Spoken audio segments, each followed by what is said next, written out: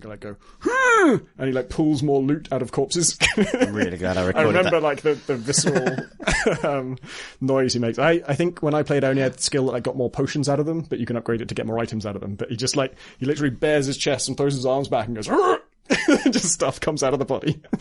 It's a really unfortunate animation. I chose the perfect time to switch on this soundtrack, Tom. Well, that's the outro sorted. Yep.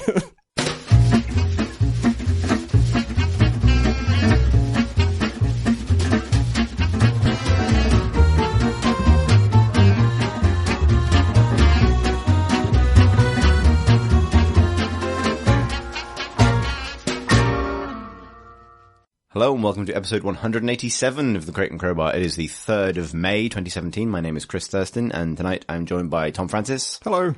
Alex Wiltshire. Hello. And me, Chris Thurston. I don't know why I said it in the voice that means I had to keep going around the circle. Hello. Hello, Alex. And back to Tom. Hello. That's an intro. It's good to like learn people's voices because often It you is. don't get like a full association between name and voice at the start of a podcast. If you're a new listener. Exactly. And no one says their own name in the way that they subsequently say everything else because we're not Pokemon. I find saying my own name strange in the mouth. Really? What about it is strange to you? Wow, that's Weird. How do you say not a that? tough one. I never heard you say your own name, funnily enough, and then now I understand why. What does Chris saying Chris feel like? Chris. Now you've made it weird. Crisp. Crisps. Crisps. Do you ever find yourself saying Christ instead of Chris like everyone does when typing a name? No. Makes I'm sense. pleased to hear this. Do you ever secretly think of yourself as Tomf, as I do? No. Also no. Tomps and Tomf. The two Toms I know. Well, I know a lot of Toms. This is gold, guys. We're covering for the fact that it's a slow news week, amicably and admirably. I have a friend who's another Tom whose surname begins with B, and his company does a kind of first name then first letter of last name policy. So he's just Toom. Nice. That's pretty good. Yeah, I mean, I benefit from first name and especially truncated first name and first name of surname quite well. I also actually benefit from initial and surname because it goes in a kind of Lovecraftian direction if you do that to my name. Thurston. Yeah, it's just unspellable all the way down. So one thing actually that you reminded me of when you said that it's beneficial sometimes for people to, to hear our voices on multiple occasions so that they can more easily follow the podcast is on several occasions, and I keep forgetting to say this, we've been asked if when we discuss games on the podcast, we can occasionally repeatedly say the name of the game rather than saying it once quickly and then sort of referring to it as it or the game or whatever for the rest of the thing. When we do say it once quickly, though, we are still one up on Video Games Hot Dog, who in the last 2 episodes I've listened to they have an assignment game where they've all played it and they'll discuss at the end. And because they've all played it, they just, in 2 episodes, just don't mention the name ever.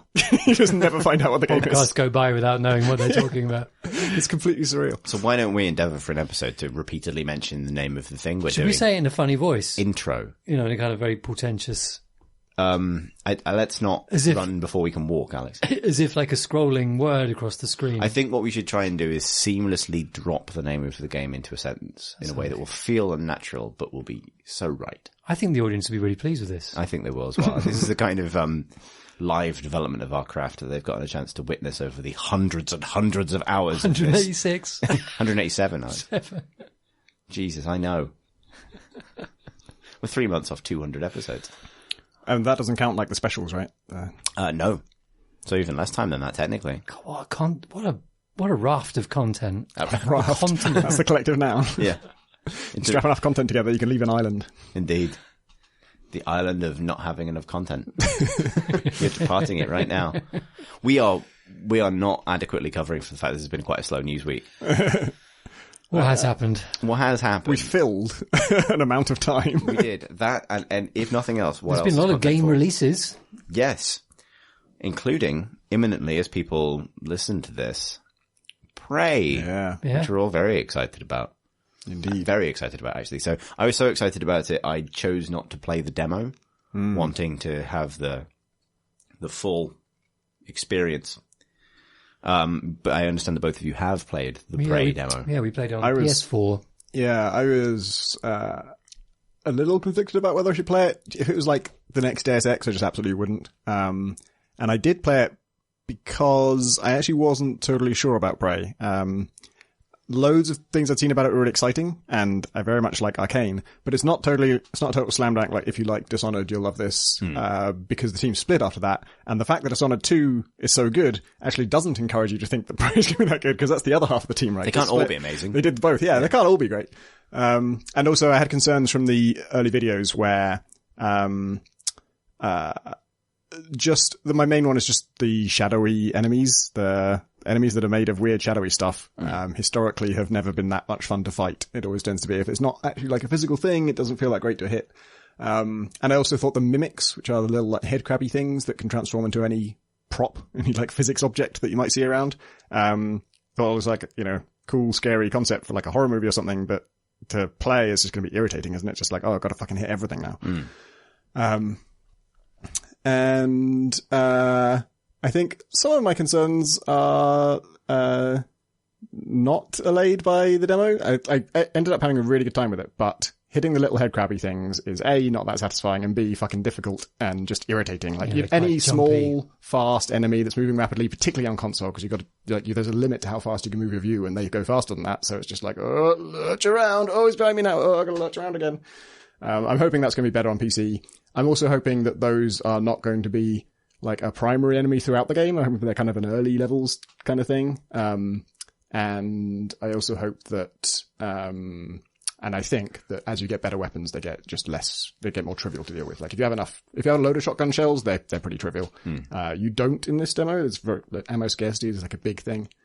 And then the other shadowy enemies, the fact that they're shadowy is not as much of a problem as I thought, because it has this quite unusual, sort of pacing / structure to it, where those mimics are most of the enemies you encounter in this demo. The demo is the first hour, and it's like a bit of story intro, and then the first kind of big hub area where you go off and do like a very short bit of main quest, and there's I think one side quest and a lot of side exploration. And in that, I think I've only encountered like 4 or maybe 5 other enemies than those head crabby things, and they are humanoidy things, and they are super scary, and they feel like bosses, basically. And so it's got this pace where, like, most of the time you're fighting nothing, and most of the time you're fighting something. It's these fairly trivial enemies that are kind of irritating, but not a huge deal. And then when you are fighting something, it's anything more than that, it's a huge deal, and you've got to really plan your way around it. And there was like an area where on my first playthrough, I went in there was one humanoid enemy that I had encountered before, and then one that I hadn't, who was like fucking on fire. That's the one that's on fire, yeah. Yeah, this is the trauma lab. And I gave it my best shot. Like, I was in stealth mode and hiding, waiting for him to walk past a fuel barrel, and shot that at the perfect time, did a chunk of damage, like took a third of his health off, and then I just like threw all the other ammo I had at him. I fired it from my guns and didn't throw it. That would have been your first mistake. And that did almost nothing, and so then I just ran away, and I just never went back to that area. I'm like, okay, well, that's beyond me. And then I just finished the main thread of the demo. And then on subsequent playthroughs, as I've got a better handle on the game, I've gone back there and like strategized it out and figured out ways to, blow up more barrels on them. And I did a lot of throwing of barrels. Yeah, I had the throw upgrade by that point, because if you don't have the throw upgrade, just throwing a barrel doesn't blow it up. Doesn't go. And I see. Yeah, because it also doesn't go very far. So if you kind of want to throw them from a distance, so they don't get you. Their attacks are a bit weird, aren't they? They have this kind of ranged thing, which is not a projectile. Yeah, which it seems like summon something. A column of stuff comes from the ground. It's like those enemies in Doom 2. Do you remember the ones who they put their arms up and a gold column would happen? And it would just hit you directly without having to pass through the intervening space. I mean, they were tough. I don't mind them being tough particularly, but I did not find them very fun. No, I think the thing about shadowy enemies not being satisfying to shoot is pretty much true, I think. But I didn't mind it as much because I felt like they were almost like puzzle bosses, like figure out how to deal with these guys in a way that doesn't give them too much chance to fight back, because they're tough and they're powerful, and I kind of like that. And also I like just spending most of my time not fighting and just exploring and there's a lot to explore. in Prey. The game we're talking about. Thanks. I was surprised by just how open the area is. Like, you know, it feels in general quite Deus Ex-y and Bioshocky. Yeah. But the level is much larger, much more complicated than probably even Deus Ex, I'd say. Yeah. We should maybe just recap that this is an immersive sim type game in the vein of Deus Ex and Bioshock, by Arcane, who did Dishonored. And it is not the space bounty hunter iteration of Prey 2 that was once announced. And it's also not the game that is already out and called Prey, where you are abducted onto an alien ship and trying to rescue your girlfriend. And it's also it's not related to the film Eat, Pray, Love. Yep. Although I think we might have used it as a podcast title. Or I've used it in some context. I know we did. Yeah, you did. I think I was on that one, but yeah, right. I'm just having pun flashbacks. And I found it, uncannily System Shocky, Bioshocky. If it was just called Bioshock 3, I wouldn't have batted an eyelid. I wouldn't have thought, this seems more like an Arcane game. I would have thought, nope, that seems right. To the extent that Bethesda in the UK are using a tabloid newspaper quote saying it's Bioshock in space, is it? Yeah. A novel new idea. Which seems an interesting choice of quote. Yeah. I'm really hoping that if they do another Bioshock Under the Sea, they'll be like, it's like Prey under the sea. Yeah, it's got like, it's Bioshocky in that it has this, I really like the art style actually, where it is, it's like a lovely space station. It's kind of luxurious and clean and beautiful, but it's also, and this is set like just outright in the future. It's not like a Fallout, alternate past. But it has a kind of old fashionedness to it, doesn't it? Everything's kind of like a little bit worn, not in a kind of like dilapidated, everything's gone to shit way, but in a kind of people have been living here way. Like it's quite stylized. So like, it's not going super detailed or anything. And like its technology is not, like it isn't what anyone will particularly believe future technology is. It's like lots of unnecessary brass things sticking out of stuff, which would fall off, in under kind of lots of use in reality. But it's got those hanging wires and that kind of thing. Stuff that you'd think that in the future probably wouldn't exist. But in the context of a stylized game, it's a really nice effect. But it also, everything is a little bit worn, like the walls, there's just a patina of kind of wear on them, which I really like. I took loads of screenshots of kind of walls and things in it because I was really surprised by that. I wasn't expecting that kind of vision of like homely life up in space. Yeah. And, it's got the like skill tree stuff that's the bit that reminds me most of System Shock because the skill trees are divided into engineering, science, and security. So they're all kind of themed around what the staff on a space station might do. Yeah, they're not like, do you want to be psionics or warrior? And in particular, like just the notion of repairing stuff is something I feel like System Shock 2 might have been the last game where I actually did that, where repair was a skill I could invest in and I could just be good at mechanics, and that was a thing that was useful. In this, I actually found that I invested in that skill. That's the first one I got because I was like, oh, cool, I want to be like the janitor. I just want to go around maintaining all these machines and making sure everything works all right. Because the first thing I was thinking of like Rimmer maintaining the vending machines on Red Dwarf, right? The first thing you encounter that just has a big repair symbol on it. You don't know what the hell it is. Like there's no indication of what it does. But you could repair that if you had the repair skill. So I got the repair skill. They went back there and said, oh, you don't have enough spare parts. That's exactly what I did. I think some of the pacing of, that kind of stuff is a bit odd. And so that was my first playthrough, and I got a slightly warped impression on my first playthrough because I was breezing through it a bit. And, just taking it at a natural pace, I guess. But then on my second time through, I just kind of scoured it all, because I had a really good time, and I suddenly it just got under my skin, like, after I finished it. I played it in about an hour and a bit, and kind of did the main quest bit, and when you do that, you get to like a key point in the main quest, and then it pops up with a message saying, thanks for playing Prey, you can pre-order here, and then when you close that message, you can actually still carry on playing, and in fact, there's a whole bunch of stuff, I didn't realize this the first time, but there's a whole bunch of stuff that you can only do after you've completed that, and so it almost encourages you to keep playing after that. but yeah, my first playthrough, I had trouble with the combat and, but I did like it. And then the next like couple of days, I just kept really itching to play it again. I just really got under my skin in that way. And I just really like kept thinking about that place and it kind of stuck with me. And then I went back and played it much more thoroughly and kind of scoured the whole level. I found myself reading, even on my first playthrough, I read a lot of emails, because the interface for it is so good. Like there are computers everywhere and their screens are enormous. And it does the same thing that like Doom 3 did, where the UI is just on the screen in the world. There's not a separate mode for it. And your crosshair becomes the cursor when you look at it and you can click on buttons that way.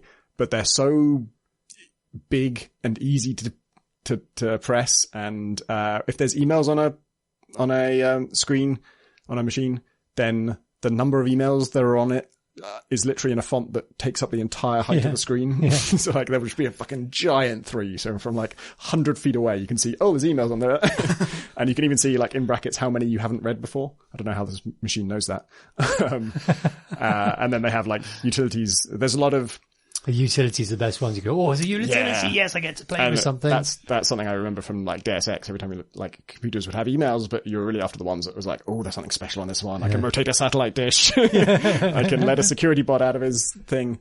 And I think it uses it to a nice effect. I won't say anything about why Prey nice might what happens at the start and what the story setup is, but there are some utilities which give you insight into some of the things you experience right at the start of the game, which is really nice. I like how there's just a bunch of those that are only there for story reasons, really. Yeah. Like you press it doesn't do anything that really helps you. It just, as you press it, you're like, oh, that's what. Yeah. And some of them are callbacks to something that happens at the start as well, which is just nice to know. Oh, so they do this here as well. And that was the other reason I found myself reading a lot of emails was, it does a much better job than something like Deus Ex of giving you a reason to care about what's on these computers. Like you are really connected to everything that's going on. And so in a way that, I mean, a lot of games put you as the most important person in the universe. This doesn't really feel like that. You are at the center of everything, but it doesn't feel like you're the chosen one. You're super powerful. It feels like, just what is going on around you is going to be of extreme interest to someone in your situation. And, when you read those emails, like I would say more than 50% of the time, I understood who that person was in relation to me and what this email meant and to my story. And so it actually felt like it was telling the main story, not like side stuff. And actually who you are in the game is really very interesting. Like I haven't played a game quite like it, where your status in the world is what it is. Yeah. And I think your perception of who you are in that world, like your role in the goings on, for me, I think changed twice just in that first hour. Like there was, yeah. Can't really say any more. This is going to be one of those pods where we can't say. Well, this is frustrating. Yeah, but actually, in the case of Prey, I was naturally saying it as you artificially said it. In the case of Prey, it's not such a big deal if we can't talk about story because it's not primarily, well, that's certainly not the only appeal of the game. Later we're going to talk about a game where that's the only appeal. We'll be able to say almost nothing. But, yeah, so like you went for repair and... I went for repair and then I went for strength. So like in Deus Ex and everything else, it's lifting. I mean, I must admit, I'm not a big fan of doorways with a pile of boxes. I hate doorways. Which demand exactly level 3 strength to pick up. That is not a kind of level design thing that I particularly appeal to. But, It should also require level 0 owning a grenade. I think that's true, actually. Someone was telling me, I posted a video of this because I came to I invested all my points in strength to get up to level 2 because I thought that would help me clear this blockage that I'd seen on my previous playthrough, and then discovered that no, it requires level 3 to clear that blockage, but there's a bench in front of it that requires level 1 to pick up. So I picked up the bench and just threw it at the other stuff. It kind of is in a tantrum, and it kind of wedged between the two bigger things and pried one over, and it just toppled down, and then I could get through. Like, oh my god, I love this game. But there's loads of room for kind of mucking around. There's a gun in it called the glue. What's it called? The glue gun. Glue gun, yeah. Which shoots out this kind of expansive foam stuff, which is good for trapping the little nasty little monsters. Yeah.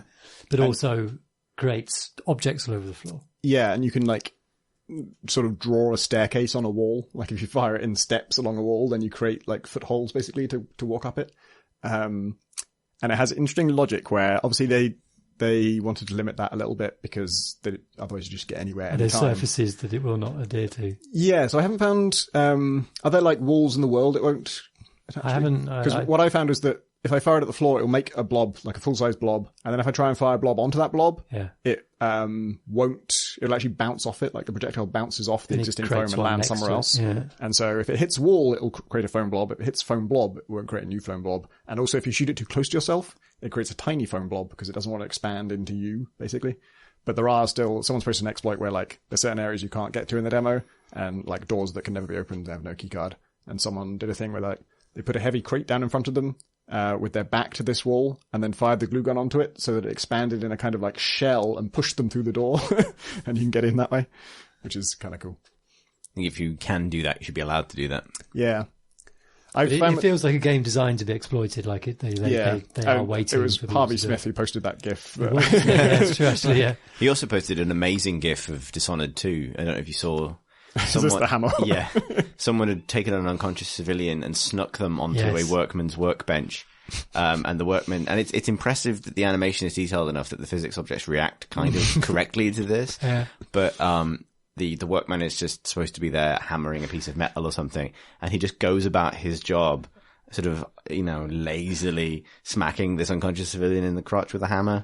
It's very good. And the ragdoll physics react as you might expect. Yeah. The legs kick up. It's nice. It's very good. You can, so the end of the main, quest thread of this involves you watching a video on the screen in a certain room. And, I was watching someone else play this as a YouTube video, and he's just like, he's watching the video and he's just idly kind of swinging his wrench, and it smashes the screen. And but like the glass breaking system is really good. It only smashes the bit you hit. And so he's like, oh shit. And then he has to walk to the side, and it works like Star Trek view screens where the angle, it's like actually a 3D image that's almost like another room beyond the current room. Yeah. And so he can get around the breakage by moving to the left and looking at the other side of what's happening. And of course, cool. In that space behind the glass, there is a room as well, which is fucking great. So you've been in there? I have. Ah, interesting.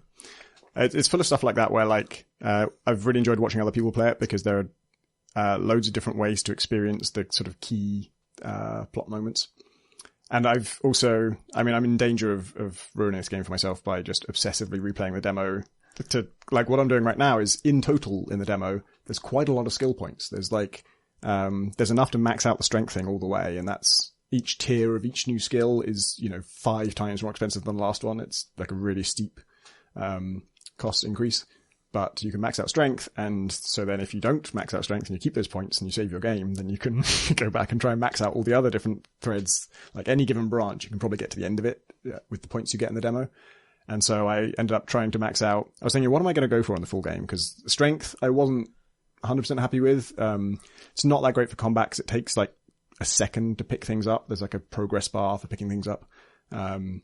And also the combat's just so fucking fast. And most of the challenge of the combat is just, oh, this thing jumped out at you when you didn't know it's coming. So there's no time to go and find something heavy to pick up and throw it at them. And so then I went for something actually in the security tree, which, is kind of the combat tree. And normally I would leave that well alone and go for all the, less direct stuff. But there's one in there that's like speed. And then if you keep upgrading speed, you go faster and you jump higher. And so it's essentially like the jumpy legs org from Deus Ex. And, my Deus Ex build is jumpy legs, lifty arms, punch many dudes. I really want to find like a crest generator online. I want it to be like my family crest, like have those things translated into Latin and then put on a shield. As far as I know, there's no punch multiple people in Prey, but there is jumpy legs and lifty box. And I tried lifty box, so I tried jumpy legs, and that's pretty cool. Maxed out, like you can sprint really fast and you can jump, twice as high as you normally can. So all the things you'd normally need to put a box there to climb onto, you can jump over. But now the thing I want to try out is like, there's also like a sort of bullet time skill. Oh yeah. And I thought, well, I don't want to be like an action type dude, but actually my problem with the combat is it's fiddly and it's hard to hit these things as they're jumping around too fast. So maybe if it just went into slow-mo at that point and I could like precisely take them all out in some cool way, that would actually solve that problem for me. I imagine Prey is going to be one of those games that we are returning to. Do you see how subtly I Well managed to mentioned. drop it there? Yeah. People are going to be fucking sick of this now. I know. Stop mentioning the I'm going to game. do this for one episode so that they get sick of us doing this properly. Go back to the old ways. Yeah. I imagine we're definitely going to be coming back to this next week, aren't we? Yeah. We've all been playing it. Yeah. We will. It's the weekend plan right there. Exciting. Bring it on. Bring it on. I did want to mention that, because this is actually probably closest to news than the Prey demo is, that there's a game called Exo One that has its Kickstarter going at the moment. And I've been meaning to talk about it on the pod because I played it at Res. I believe, Alex, you familiar with it as well? I've just seen some videos and I think it looks lovely. Tom, have you played it? No, Yeah. I've just seen it. So I met the developer Jay and played it at Res the day after the live pod, or else I would have definitely mentioned it on the live pod. Its inspirations are Journey and Tiny Wings, which is a sort of interesting combination of things, but also sort of like a hard sci-fi, Kubrick 2001, that kind of thing. So it is going to be a sort of, an experience game about a journey that you go on as a spherical space probe, advanced space probe, sort of lost on these kind of like vast alien landscapes.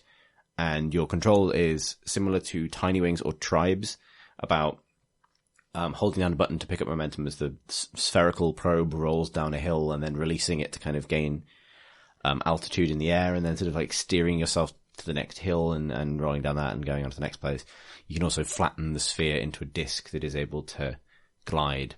And there's no sort of challenge in the sense that you can really go badly wrong or get too lost or anything. It's about just getting to the next area. But that's one of the things I liked about it, is that it looks gorgeous for one thing.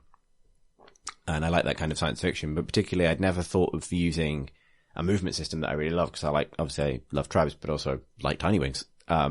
And just taking out either the competitive element or just the timer, all of the kind of the things that kind of It's going all in on kind of sensory kind of. Yeah, I'm using it as a sensory thing. Like, you want to go fast and you want to not screw up and go slow, and you want to keep your, momentum going, but that's for aesthetic reasons rather than any specific pressing need, which is a nice idea. Like, it feels like you fucked up if you don't stick a landing and you end up wobbling off down the wrong valley or something. But at the same time, you haven't, you don't get set back or anything. So I think, I thought it genuinely looks lovely, and I liked what I played of it, which was the first 2 planets or something. So it does have the feel that it looks that it has. It has the feel that it looks like it has. Like, the build I played had some experimental things in it. So that there's a tutorial, which I think, I know he's going to rework, so I was talking to him about it, which is about the kind of, you're in a test facility for the probe and you go so fast you go into space, which is what happens. It's the Farscape intro of sort of space accidents that leaves you stranded in space. I think that needs a little bit of reworking, because I think at the moment probably tries to teach you too many of the different mechanics at once, and all you really need to know is the roll downhill, nice. And it also goes into sort of experimental first person mode, which was cool, but I preferred the third person, because one of the nice things about the third person mode is that it uses basically no UI. If there is a UI, it's there for sort of storytelling reasons, to kind of show the probe kind of malfunctioning, stuff like that. Like, all your knowledge about the probe's energy level and things like that comes from the fact that it glows internally in a very nice way. There's a lot of beautiful materials, like amazing clouds and sand and water and the kind of metal but not surface of the probe itself. It's great. There's a lot of games now that are looking to, like, old sci-fi book covers and 70s and 80s sci-fi cinema for their palette and kind of feel. Like, Tolver is another one. They're very different games, but it's a nice time to be into that kind of thing. It's good. Kubrick's Tiny Wings. And that's Exo. Exo One. Do you know what its One. target is on Kickstarter? I don't actually, because I haven't checked out the Kickstarter page yet, but I know that it exists. So, and it has, I can certainly vouch for it, because I did like it. I think it was one of my highlights of Res. So yeah, a good game. Good space. Good space. You've been Good playing... Exo One. Thanks for reminding me, Tom. Exo One. You've been playing another space game lately. I have. Shall we talk briefly about the far future of the Grimdark, where there is sometimes war? You played this, Tom? No. We're talking about Dawn of War 3. So before I talk about Dawn of War 3, I did want to give my disclaimer on Dawn of War 3, whereas I'm happy talking about it. However, I did work on a commercial project for the game, and I'm saying this is not a joke, this is genuine, like, a disclosure. I did do some video presenting for a YouTube series, that Sega organised for the game's marketing campaign. So I have done that. I feel like my playing it is independent of that, but I feel like to be a responsible pod man, I should disclose that I have done that.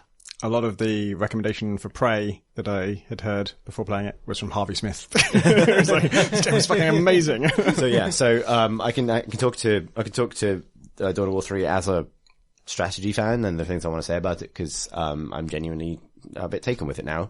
But I feel like I should give that caveat in case you're on Facebook or the YouTubes and you see me in a silly video talking about space orcs. Yeah. So, because I actually, I did a bit of presenting work for the game and things like that, but like I hadn't really I knew of it, but I wouldn't, say I was super familiar with the ways it was going to be different. And now I've played close to half the campaign, but spent a lot of time in multiplayer, and it's been a really, it was weird because I almost wanted to talk about it last week. It's been the game that I've been thinking about, and it's been kind of rare that a game does that to me as well, where you kind of finish playing it and then you're like, oh man, like I really keep thinking about, this particular, we just want to go back and play more multiplayer matches. And it's specifically a multiplayer that's really gotten its hooks into me. I know that you've been playing mostly single player. Yeah, the campaign, which I'm not particularly impressed by, to be honest. It's all right. Not played that, maybe 5 levels in or something. It's okay. The campaign reminds me of most strategy game campaigns, to be honest. I like Starcraft 2's. I think Starcraft 2 is probably the high point for me, RTS campaign design. But this one is one of those ones where it takes away, like it keeps wresting control from you, or taking away your ability to do something because it serves the...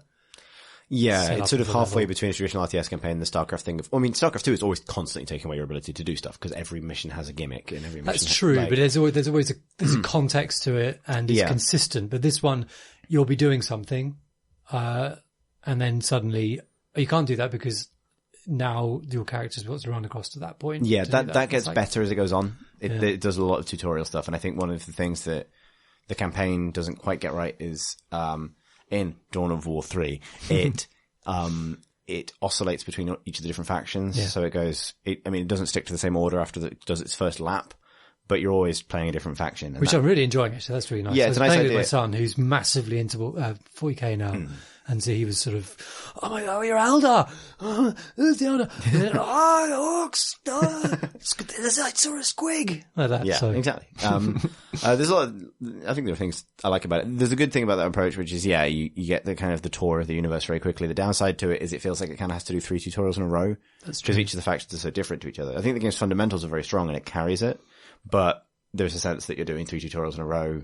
So you'll do 3 different missions where you start out and it'll teach you the hero character, and then it'll teach you how this faction manages bases and what's different about this faction's mechanics and that kind of thing. It's interesting. I thought that it was actually quite elegantly done that, the orcs are the kind of, the race where you just create loads of them and they're cannon fodder. And the level design was such that, you find yourself naturally making a shitload of them and finding them all torn up, and like, oh, okay, I get it now. I can see that they're the kind of fun. I didn't have to tell you that. That's just quite elegantly done.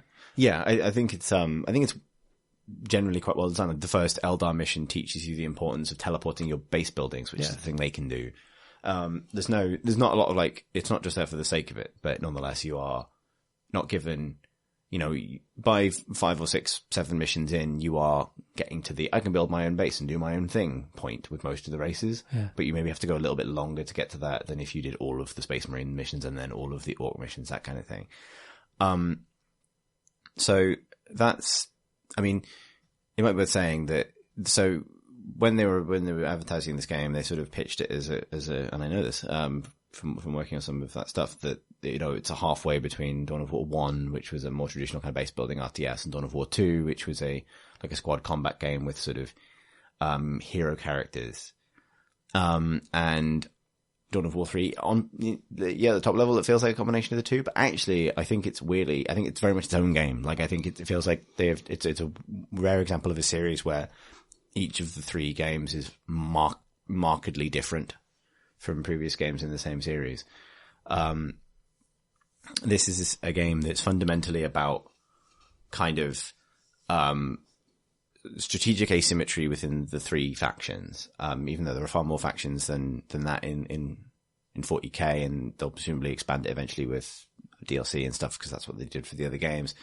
It has that StarCraft thing of like, we're going to pick 3 and we're going to make them feel very, very different to play.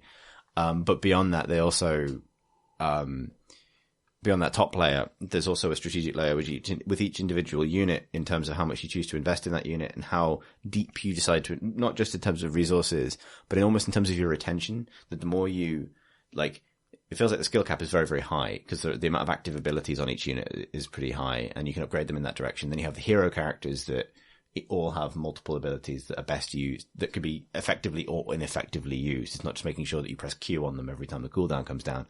It's about the appropriateness of each ability.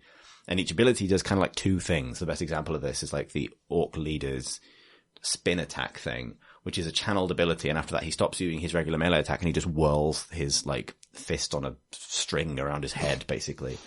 And while he's doing that, he does constant damage to any unit that's next to him, as you'd expect from a spin attack, but it also deflects projectiles. Yeah. So having him advance doing that attack, even if you're not hitting anything, shields everyone huddled around his feet. Yeah. And so, but the units move at different speeds. So, managing that is in itself a little strategic challenge, making sure that he's up at the front, soaking up all the incoming fire. And the difference between getting that right and getting that wrong is basically losing a unit. So while you're taught that, like, yeah, orcs are kind of throwaway and you can build them and lose them, it's better to not. It's better to try and play clever and use all of the different abilities and sync with each other, which makes it sound very intimidating, but I think it's to some extent supports levels of investment. And I think because it knows that all but the best players aren't going to be able to give every unit and character all the attention, it's about prioritizing and figuring out in a huge fight who you're going to focus on being the most efficient with. And then you push yourself a little bit further. And in that regard, it reminds me a lot of StarCraft, because StarCraft enables a similar amount of micro. I find that its micro is friendlier than StarCraft because it's less abstract. Yeah. The notion of like, the best StarCraft players are stutter stepping every individual Marine to kind of get them into perfect blocking positions and things like that. And that's kind of nuts. It's nothing like that, because it's sort of about deploying special abilities and things like that on cue. But also, like, it has a sort of Dota style kind of level of finesse when it comes to successfully using those abilities. Like, it's not just this one does damage. Everything does more than one thing, depending on the exact context in which you use it, whether or not you take advantage of a leap to get to high ground to siege a shielded position, or whether you take advantage of a leap because it does a stun when you land, or you use it to get out of the way, or you use it for a bit of both. Like, this, I'm making it sound mega complicated, but I think the way those features they're clearly delineated. Yeah. The way those sort of, that level of engagement with the sort of the nitty gritty of a battle, you do your attack move command, and then you really start micromanaging. That I think makes even the sort of more straightforward single player bits fun, because there's something, doing it right feels gratifying in a way that I can't really think of another RTS recently outside of StarCraft that has felt that kind of consistently good to play, efficiently, like taking advantage of all the options you're given. And this sort of, I don't know, does that match the way you've felt about Dawn of War so far? Yeah, pretty much. I mean, I haven't played anything like as much to take advantage of that, but yeah, I have enjoyed the abilities. The heroes they have really distinctive kind of roles, which has been fun actually, and I've been enjoying it a lot, much more than a lot of Steam players, I would say. Indeed. So, but that's all single player stuff. The place where it's really shone for me is in multiplayer. I say this as a Dota player and someone who, before I was into Dota, was into StarCraft. So I think I'm in, and who likes Warhammer. So I feel like I'm in so much in the target audience for this that my views on it should be taken with a pinch of salt, an additional pinch of salt. But I think what interests me about it is, the game has been getting a lot of flack. Its Steam reviews have been quite negative. Reviews have been mixed. Like, I think if I was reviewing it, it would be like, 80s-ish. It's not like, I don't think it's a runaway success. I don't think it's spectacular. I think it's extremely well designed. It also feels like that thing that's pretty common in strategy games particularly, which is like, it's the promising base game. You know, I've seen criticisms of it that, it doesn't have as much stuff as Dawn of War 1 or 2, but it's worth remembering both of those games got a fucking billion expansions. Yeah. This feels like the base game where they get 3 factions right and lay the groundwork for like how this game is going to function. I'm now, really excited to see how it expands, but I kind of get my head around the fact that, okay, despite the fact that there are, factions in that universe I'd love to see, I'm probably not going to see them yet, because this is the scope of what they've been able to make with this first go. The reason, but a lot of that ire that has been directed at Dawn of War has been directed at the fact that, I think when they were marketing it, they decided that they want to push the fact that it's borrowed a little bit from MOBAs. But actually, to be honest, Dawn of War, and it kind of has. I don't think it is anything like a MOBA for some crucial reasons. The main one being that MOBAs have lanes and minions, and Dawn of War really has neither. It has maps that have routes on them, but so does StarCraft. Yeah. Like, it has maps that have logical pathways and bottlenecks between 2 bases that players occupy, but I saw a very long post on Steam that kind of had lots of maps with this kind of great big long argument saying that, look at the paths with all these kind of drawn. Yeah. And it's like, these look like StarCraft maps to me. Yeah. They basically, they're RTS maps. And that has drawn ire from, a sort of knee-jerk ire from people who don't play MOBAs really, like who just sort of, there's a fury that's associated with that genre and the notion that any game that borrows from it is necessarily cheapening itself by moving in a direction that's associated with free to play. It's a weird mix of feelings. I don't think it's a very accurate comparison, but to be fair, I can level that criticism at the developers of the game for courting it because it's not fully appropriate. Weirdly, it's a little bit like that poster calling Prey Bioshock in space. Yeah. Calling Dawn of War a MOBA is a bit like, it's just forgetting to call it a bit like Warcraft 3, which is the game it's actually like. Exactly what I was going to say. Yeah. It's like, oh man, it's like a combination of an RTS and a game with heroes on a map. If only that genre of games with heroes on a map had come from an RTS. It reminds me a lot of Warcraft 3, which is a game I loved. Like I was into Warcraft 3 before I was into Starcraft. Like I got into Starcraft after Warcraft 3 and into Starcraft 2, rather than I wasn't a Brood War player or anything. I was watching some Dota matches recently to see if I could understand it, and I still can't. But they refer to the towers and the lanes as like T1 tower, T2 tower, and stuff. Is that because in Warcraft 3 they were literally the Tech 1 tower and the Tech 2 tower and the Tech 3 tower? No, it's where they are. So the outer towers are T1s, the second tier is T2, and so on, down to tier 4, another base. It's because they have different amounts of health and have different, there are different mechanical things. In the original Dota though, was it, because there were 3 tiers of tower in Warcraft 3, and I'm wondering if there was the rickety wooden scout tower, and then you could build up into a more of a castle. I don't think they were, actually. Okay. I think it might be an independent thing, because sometimes people say like outer tower as well. I don't think so. Maybe I'm wrong about that. I think they were always the stone towers. But yeah, so it's a lot more like the thing that it does borrow from MOBAs though is basically towers. So the way in which it does learn from that genre is that regardless of whether you're playing at 1v1, 2v2 or 3v3, your side in Dawn of War 3 has a central power core thing, a central objective, an ancient, if you will, or a nexus that you lose the game if it dies. That is protected by some turrets that cover the area around it, that the number of which depends on how big the map is, basically. It tends to be 2 in a 1v1 map, and I think it's more than that in a more people map. Who knows? So it's close to that thing, so they're direct. Yeah, they cover all possible routes to it. Yeah. Did you play Dawn of War 2 multiplayer? Not loads, no. Didn't they do something very similar in this? Didn't they already have like a single central HQ and a bunch of turrets around it? Because I remember that being a thing about like you couldn't really rush in that game because they had this such strong it's a defenses. Similar thing. Like this is like the turret is a big singular thing, and then beyond the turrets there are shield generators that you need to take down before you take down the turrets. And the shield generators are like bunkers, really. Like they don't They don't do anything by themselves, but you can put troops in them who gain a shield while they're in there. So it's almost like a turret, but it's only a turret if you choose to man it. Or you can retreat to it and hide in there to kind of put off an attack and that kind of thing. And so in order to make progress towards the enemy core and win the game, you have to destroy these outer layers of defenses. Unlike a MOBA, though, there are no minions. So other than the units you build. So there's no way There's no defense there unless you put it there. Yeah, basically. It's just basically layers of outer defenses in addition to anything you might build. Yeah, and your income is entirely based on the economy that you've set up. Yes. So, and then both within the territory that you might think you control, but also on the map generally, there are resource points, that generate, that have nodes that you can build on to get different types of resource out of the map. And those are the only places where you can build anything like a defensive structure, yourself. So that's turrets, basically. Like the only place you can build your own base defenses are on resource points.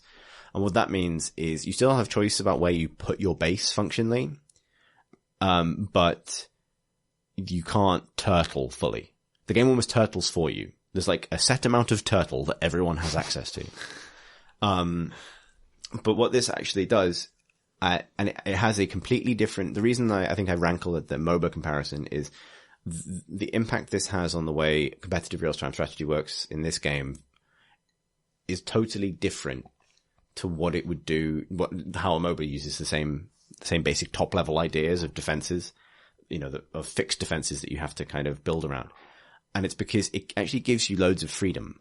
What it means is that early rush strategies are a part of the game, but for a completely different reason. And the way they impact the game is completely different to, say, something like Starcraft. If you engineer the correct kind of rush that your opponent isn't ready to deal with in Starcraft, you have won the game. It is over. There's a reason that is a game of like 5-minute GGs in pro games. When someone just scouts the enemy base, realize they've gone a different branch of the tech tree than the one they thought they were going to. The game is now over, gone, done. And that's because the stakes for winning and losing are so high. In this, building in a particular way that lets you rush down a shield generator early in a way that the opponent's not going to be able to react to is good for you, because each of those defenses you build gives you a hero point that will each of those defenses that you take down gives you a hero point that will push you further ahead in the hero economy, which is when you can bring in those special units than your opponent, which can give you an advantage later in the game, but it doesn't end the game. And failing to repel it, you're just a step along the road. Yeah. Similarly, because you know that the core is protected, you start with the core and like your faction's main base building. But because the core is protected, where you decide to start building your buildings and set up your actual troop manufacturing center can be basically anywhere. The Eldar can move their buildings, so that particularly affects them.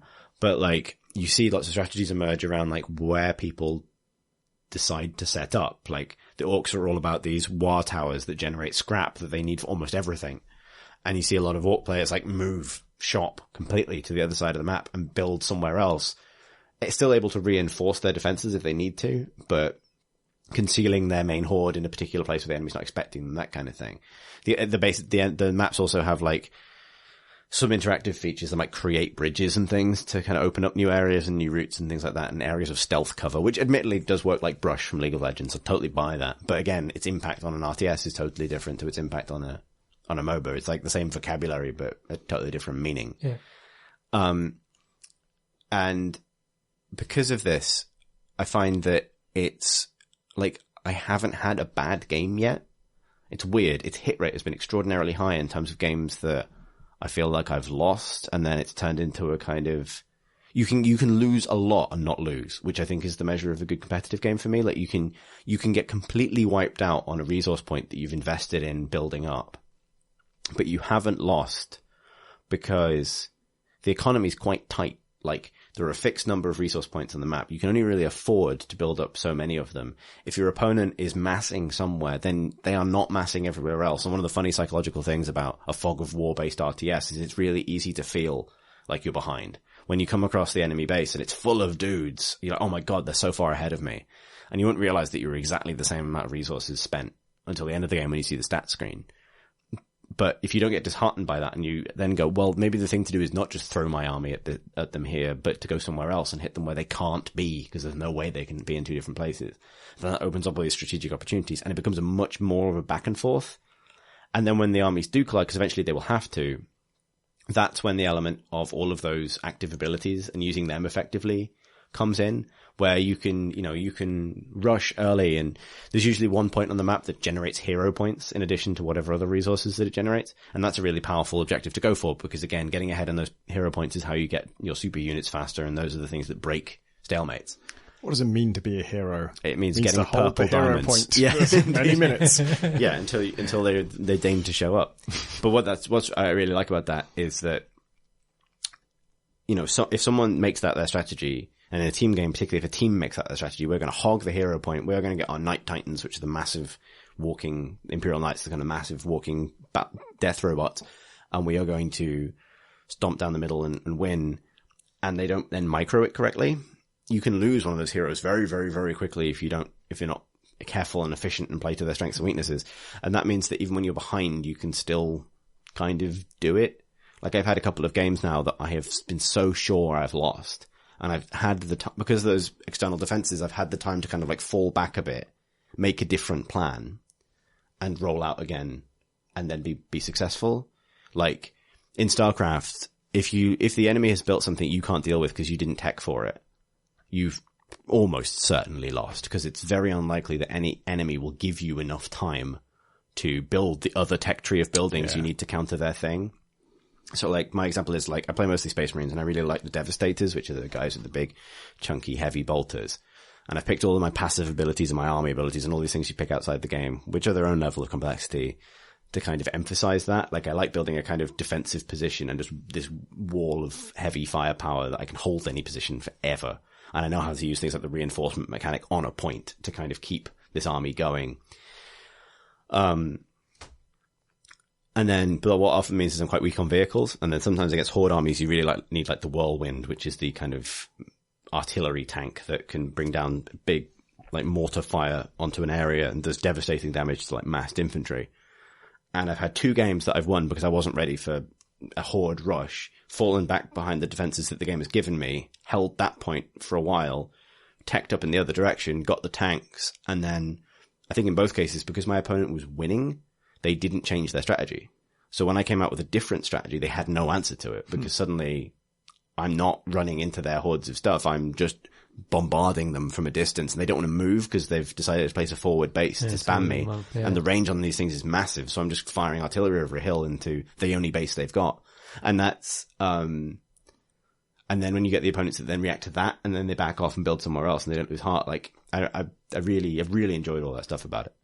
So, which is, I probably would have preferred to have not liked it as much, given that I did work on the marketing campaign, but I genuinely I think it's a very clever real-time strategy game, and it's a little bit of a shame that it's getting kicked. Do you think that some of the kind of the push and pull of the strategy is kind of early game, early release, kind of everyone's kind of exploring stuff, and do you think that there's going to get that kind of super formal StarCraft 2e kind of stuff developing? And do you think the mechanics are going to be always as loose? I hope they are. I feel like if any RTS had a shot at that, because that's the dream. I think if any RTS had a shot, it would be this one, because of the amount of expertise that's potentially you can potentially demonstrate with specific units. It still feels like battles could potentially hinge on one person using a specific hero unit particularly effectively. Correctly making the right judgment call with a specific ability, in the same way that an underleveled character in Dota can somehow turn a fight if you just make the exactly right play. Yeah. I hope so. I think, obviously it benefits that these are, my first 10 hours with the multiplayer, and I'm only going to be playing people who aren't spectacular at it. But that said, I have won games that I thought I was getting cheesed out of. Whereas my experience of learning StarCraft was just learning cheeses by losing to them. Yeah. Like, you learn the cheese the moment a load of invisible guys show up in your worker line and you've just lost. And it's over. Like, whereas in this, I played against a guy who was using orcs have these infuriating, like, stasis mines that they can place that are invisible unless you go looking for them. And you just walk over the hill into the enemy base and all your guys will just freeze. And then all these guns will open up. And, it's a perfectly valid strategy, but it's infuriating because and it keeps happening, and they can kind of like place them in combat and like chain stun them and chain stun you and things like that. And I won that game when I realized to just stop being an idiot. He'd done that orc thing of building his base really far forward and mining all the areas around it. So whenever I tried to clear him out, because I was trying to contain him by like, you know, moving in to kill his men before they could charge out and attack me, I realized, and I lost loads of ground, and I realized I have one big army left in me, so I'm going to go the other way. And I just walked into his base, and he couldn't stop me because he'd invested really hard in the other direction. And you could see him scrambling to, you know, recalibrate his army, and I'd spec against that stuff and had heavily armored forward units just moving up, soaking up all the fire and keeping him away while the bigger units at the back just hammered on the core until it went down. But it feels like in a different RTS, I would have just lost that game and learned for next time, oh, if you see orc players doing this, just go the other way, rather than having the chance to have that journey within the context of a single match. You're right. There's a good chance that feeling won't last. And if sort of alpha strategies do emerge, then as they may well do, maybe that won't stick. But I think, I've been a little bit disheartened by the reaction to it simply because I think very few games have tried to fix some of the fundamental problems with the RTS, or the reason the RTS is unfriendly to people. And one of the reasons the RTS is unfriendly is that sense that there's this wall of, you know, metagame or macro scale knowledge that you're only going to learn by failing a lot. Yeah. And this game feels like it's capable of teaching you in a match that's still going to be fair, at least when the players are of a similar skill level. Yeah. There's something a bit, feels like the RTS scene is maybe a bit dysfunctional in that I remember, you know, I'm a big RTS fan, and, on PC Gamer, like, I feel like about 8 years ago, I noticed, hey, this seems to be the time when, like, no one is just making an RTS game. They're all trying to solve the genre. They're all like, oh, like, it was around the time Command & Conquer said, we're not going to have a base. It's all going to be mobile. And every RTS that came out was like, we're going to completely change the formula because there was a sense of, like, desperation about it. And then the RTS player base seems to have rejected all of those ideas. Like, every time people do that, they're like, fuck this isn't what I remember from the classic games. And even StarCraft is the most kind of old school, in a lot of ways, but those campaigns are just like, you know, a huge number of exquisitely crafted special case scenarios that are all, you know, showing off some new thing. And in that way, I think it's probably been more accepted than others because that is something that old RTS campaigns did, but StarCraft is just doing that and not doing any normal missions.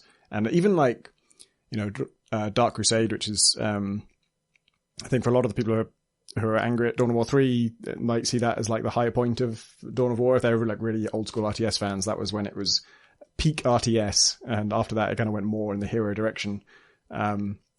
That was still kind of a mess. Like, it was an attempt to bolt a metagame onto an RTS, but it basically ended up recycling like multiplayer maps that made no sense, like didn't make any sense narratively. Usually in a single player campaign, the maps look semi-realistic, and multiplayer, all bets are off and it's all symmetrical. In that, they just reused multiplayer maps, so they were just all weirdly symmetrical, and you'd fight on the same ones again and again. And, it had a load of really obvious flaws with the strategy thing where, like, you take a territory, then someone would invade it immediately, so you just have to play the same map again, and you just won this, like, sometimes by a huge margin, and it's just pointless to have to play it again. And so it feels like that, like, no one agrees on what the problems are and what the solutions are, and also the community doesn't want to accept any solutions to these problems. Yeah. Like, I think this is not my comparison, but I've seen it compared to the hardcore adventure game family. Oh, sorry. That's actually fan base. That's what sprung to mind for me. To a greater or lesser extent, where the genres that at the same time struggled to find a place for themselves as the industry was changing, particularly during the dark years of the noughties, where all that effort was being directed at consoles, where those genres struggled the most to find traction. The adventure game has reinvented itself completely, with the exception of the throwback games that explicitly model themselves after old sort of Scum 2D point and clicks. Like Broken Age and Thimbleweed. Yeah. Whereas otherwise you have, I would argue that things like the Walking Dead games and Life is Strange and things are kind of inheritors of point and click to some extent. And I also feel like games like Gone Home, like the first person, I mean, Walking Simulator is the title they've ended up with. Those have taken on what was good about adventure games and ditched what was, for me, bad. Like, I never liked the puzzles in adventure games. Yeah. I loved adventure games. I played them for the story. The puzzles were there to slow you down. So for the 12 megabytes of storage space, it could make sure you could have a 12, like a 10 game or whatever. I think that's probably what the reason, and we'll move on to a game like that very shortly, but I think that's the reason that I'm quite as impressed by Dawn of War as I am. It's exactly the sort of game I would get impressed by, because I tend to like weird experiments in genre that fix problems that, that genre's had for a while. I think some of the negativity to it is a consequence of the fact that there are people who would be a lot happier if they didn't try and fix Dawn of War at all and just made Dawn of War 1 again. I get that. But at the same time, I think there's a risk that the genuine progress that they are making is going to get overshadowed by the anger over the fact that they hadn't made less progress. Because the thing that it's a little bit like, I never really enjoyed the puzzles and a lot of point and clicks unless they had good jokes associated with them. The thing I always struggled with in RTS games, I think if you really drilled down to it, it was sort of legibility and the visibility of which unit or map features are going to have what effect and what does something really mean. And for all of its kind of noise and chaos in Dawn of War, it's actually quite good at communicating what something does. So, as an evolution, not of Dawn of War specifically, but of Relics games, it has made a lot of ideas from Company of Heroes like cover and the importance of specific kind of resource points and things mega gamey and mega visible. And that's probably where the mobile element is most keenly felt. Yeah, I mean, I must admit, I'm slightly put off by that stuff because, it is so, like the cover point is this sort of weird spinny energy kind of bubble now. Yeah, it's like you capture a point and then you gain a shield while you're in that point. Yeah. And then units that don't have the, like, assault keyword can't go in the bubble. So you need to bring in a melee unit that can charge to breach the bubble. And that's kind of, I do find that. But it's it's sort of, I mean, you can, break the bubble with firepower and stuff. Sure. And there are ways around it, but I really like the legibility of that because it allows you to feel secure in a position unless you're up against a strategy that breaks it. And there's an element of sort of clever, complicated rock, paper, scissors as to how the units interact with each other that I find just a little bit more visible. I say this as somebody who's very familiar with both of the games this is a bit like, and the game that they're both like, which is Warcraft 3. So maybe I'm just in a position where this feels very, very comfortable to me, and it feels like it's combining lots of things I like in a specific way. So I don't imagine that it'd be for everybody. But I mean, at the same time, I can understand frustration that Dawn of War has always been a series which has gone out in its very distinctive own way. First one was about capturing points, squads and that kind of thing, that development. Yeah, that was actually Company of Heroes. A little bit new at the time. Yeah. I mean, Company of Heroes and Dawn of War, versus the Blizzard School of RTS. The Blizzard School of RTS is mining. You mine shit, and that's how you get all your resources. And then Dawn of War and Company of Heroes are like, let's make the battlefield the thing that's valuable, and you take territory by taking these capture points. And I can see that, when you actually then take away a lot of those rules and a lot of that kind of individuality, and those races are incredibly StarCraft. They are incredibly. Really? I think so. I don't find that. Really? Okay. Yeah. Well, I mean, okay. I'm going to totally. I think they're superficially similar. So do you mean Warhammer 40k races are so the Eldar in 3, because it's kind of the other way around, right? Of course, StarCraft. It's totally cyclical because it's. I kind of I thought, that's fine because it's like they're getting their own back at last. But I'm going to totally bow to your knowledge because I haven't played anything like it. So I think I can definitely see that, but it might be superficial. So there is the techie alien race, the Horde race, who can teleport their buildings. Yeah, the Horde race. Protoss can't teleport their buildings. That's Terran. Protoss buildings teleport into place, but they don't teleport once they're there. That's true. Terran, the race that can move their buildings in Starcraft is Terrans. So, Protoss do have a mass teleport thing, don't they? To the units, mothership. Yeah. Space Marines have that. And then, right. Oh, interesting. Yeah. Yeah, you're right in that there is a human race that is based on Space Marines from Warhammer. There is an alien race that are based on the Eldar from Warhammer, and there are a Horde race, although they're not the Tyranids. So, that at least is different. I don't think any of those factions are a close analog for the way they're. I mean, in fact, actually, weirdly, I found myself playing Space Marines and I'm a Protoss player, and now that I think of those two things, which are the mass teleport and moving buildings, I guess mass teleport and static buildings is Space Marine thing in this. The Orcs are very different. The Orcs are very clever, designed for a Horde race. I've never seen a Horde race done like that, where they have their own resource thing with scrap that builds in their own way. Maybe you could say it was analogous to Zerg Creep, but the way they basically because they consume scrap to upgrade the unit that consumes the scrap, the fact that they gain momentum not by just hoarding you with numbers straight away, but by the fact that each individual unit gets stronger as it goes. And it means there is micro in that as well. It's not just happening automatically. It's which unit you choose to receive the upgrade from the tank you just destroyed. Yeah. I can't think of a race in Starcraft that makes that specific decision. Each of the races is defined by something like this. The Eldar are defined by the buff they get from being near their webways, which are the buildings you can move forward to kind of reinforce them.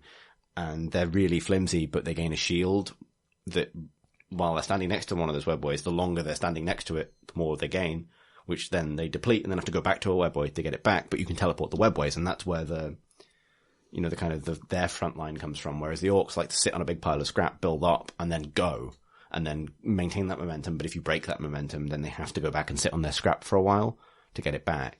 And the Space Marines live and die based on how efficiently they use the cooldowns on their drop pods, which are like an additional set of build queues, where you can build a unit but in space and then bring it down to the battlefield whenever you want. And if you use that to bring down, if you use that because you desperately need a unit of heavy weapons dudes at the back, it's a very inefficient way to use it, because ideally you want to be bringing down assault units directly on top of your opponent, because that's what a drop pod is for. But sometimes strategy will force you to use them differently.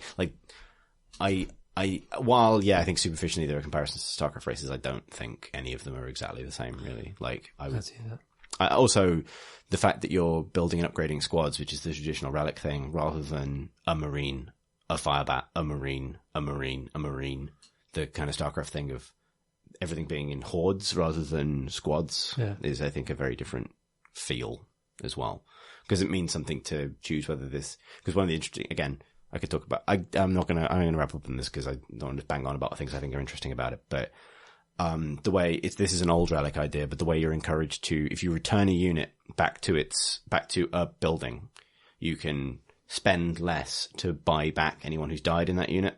So it's much cheaper to take a one guy from a devastated Space Marine unit back to a base and restore that unit than it is to build a new one. And specifically, if you chose to spend money to give that unit flamers or plasma guns or something, then again, you really want to get that one guy out.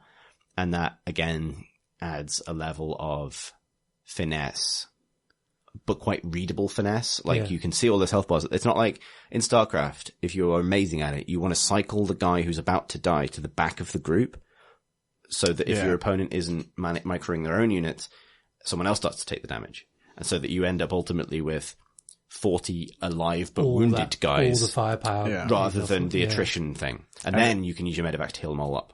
And especially if you're Protoss, you do that because everyone has regenerating shields, so you can just constantly move people out. But that is not intuitive to a new player. It's quite gamey, like how that works. Obviously, it's an amazing competitive thing because it adds this vast skill cap for how good you can possibly be.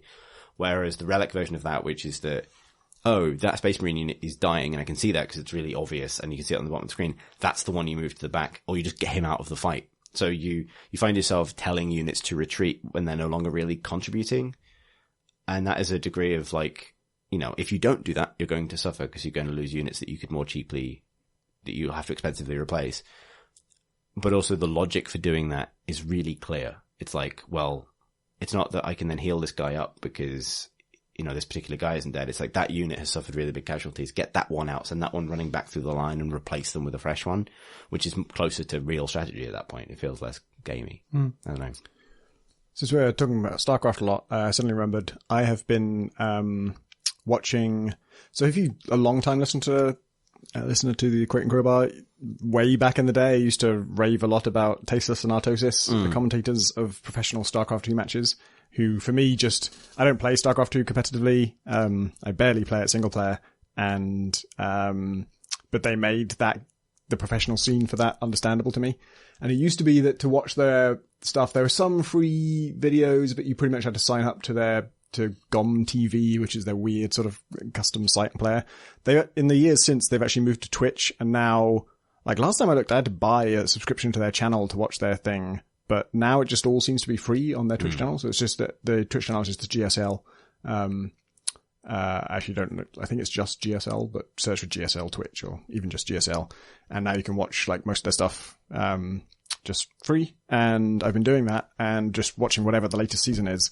GSL's weird because when I first watched it, I thought it was this big, like, rare tournament, like a kind of sort of huge one-off, the same way the international is like, every year, but, only a couple of weeks and, so quite a highlight. And the GSL has actually never stopped. It's just always on at all times. As soon as one series finished, they just start a new season. And, so I just started watching the latest season. And, Tasteless Lactose is still doing it, and they're still great. It's really interesting to catch up with it now because obviously Legacy of the Void has happened since I last really watched this. I watched a little, like when Legacy of the Void came out, the main thing I was excited about was to get back into to watching professional StarCraft to see how these new units affected it. But I didn't watch that many games. And I just started watching it's GSL Hot 6 Season 2 is what I'm watching. And, it's the, sort of early days of the top tournament, which is Code S. And so it's really good players, but it's kind of the bottom rung of the really good players figuring out who's going to go forwards. And it's really cool. It's like, I feel like you don't get this so much in finals. It's the time when really good players are doing crazy builds. Like, there's just been a whole bunch of matches, sometimes through like, because it's not the cream of the crop, sometimes there's stuff that's interesting that happens because of that. And sometimes, there's just people doing crazy strategies. So one thing that happened in like the first game is that 2 different professional level players in professional play, sent scouts to a location where the enemy could not possibly be. They didn't know that on this map, it never spawns the enemy like directly across from you because it would make too short a route. And it's like kind of a rookie level error. And they both did it like in this hugely public setting where everyone's watching them. And, it's funny to hear the commentators react to that. And then in the latest game I watched, it was a Terran versus Protoss, and I actually can't remember who it was. I think Young was one of them, and the other one was, I can't remember. The Terran player did, a proxy, like ran out and built barracks, which means you build a production building in a really unexpected place. Instead of building it in your base, you just run a worker somewhere that the enemy's not going to look and build a production building. And then when you produce units there, A, they don't know they're coming, and B, they're closer to the enemy base usually. So he built barracks, and then he built a ghost academy, which suddenly the commentator's like, what? Because I've never seen this, and I don't think it's been done in a professional game before. Like the commentators seem to imply that. It's a strategy that they say you'll sometimes see on the ladder, like you'll come up against it if you play enough StarCraft games. But you don't usually see it in tournament level play because, it's a weird rush. But weird rushes get better the weirder they are. Like, the less expected they are, the more powerful they are. So something that, like, in pure mechanics might not be the most effective thing, in tournament play might be the most effective thing if it's never been done in tournament play, because your enemy is practiced against every single strategy that's ever been used in tournament play, for sure. And so the one that hasn't been used in tournament play suddenly has this big advantage. And ghosts are like, I didn't even know you could build them this fast. I thought they were like an end game unit. Like, that's when you usually see them, is in the very end of a really long Terran game. There'll be some ghosts, and they'll be EMPing the, what's the Protoss unit that makes storms? Archons? No, not Archons, things that make Archons. Yeah, the sorcerer type units. Anyway, whoever they are, they're like, that's one of the Protoss late game units, and then the ghosts are using EMPs to sap their energy so they can't make storms. But this guy's just building them right at the start of the game, and they can cloak as well. They go invisible. That's what they're called, ghosts. And, ghosts are invisible, as we know. You can do as we all know. You can do a ghost rush where you just make up a whole bunch of ghosts and they attack your enemy early enough that the enemy has no way to detect invisible units. And in StarCraft, you literally can't attack an enemy if you can't see it, even if you know for sure where it is, even if the player themselves knows there's definitely a fucking ghost standing right there, I can see them and my units are being blocked by it, but you can't target it, so you can't attack it. And so the defender, the Protoss, is in this bizarre position where he he knows there's ghosts just walking into his base, and so he actually does thinks really fast, like he sees this coming. He doesn't see this coming, and when it's upon him and the ghosts are already in his base, he positions 3 of his adepts, which are his kind of grunt type units, across his ramp, so that they're just 3 of them just standing in a kind of physical barricade, because he knows the ghosts are coming. He can't attack them in any way, but he can just stand there. And so a ghost is standing right in front of one of these guys, shooting him in the face with a sniper rifle again and again and again until he kills him and walks past. There's nothing the other guy can do. He can't fight back in any way. This is just a stopgap measure to try and stop these guys getting in at all. And the ghosts get in. Turns out ghosts, I think maybe this has been sort of understood better since I last watched Starcraft, or maybe I just didn't know this because it wasn't happening in tournaments, but ghosts are really fucking good against workers. Like, they one-shot them. So if you have a bunch of ghosts in the enemy worker line and they're invisible, you can just kill their workers. And if you do if you do some kind of harassment on the enemy base and you try and kill their workers rather than like going after their enemy or destroying buildings, going after their army or destroying buildings, like if you killed like 8 of the enemy workers, you'd think, all right, cool, like, we did our job. Like, even if you lost your units, if it wasn't a huge commitment, you'd feel pretty good against that. He kills 54 workers with the ghosts. It's just like unprecedented carnage. It's just absolutely absurd. He just murders them and murders them and murders them. And weirdly, the Protoss was actually doing his own rush of the same, like, much, much more conventional one that was, much smaller commitment and less crazy.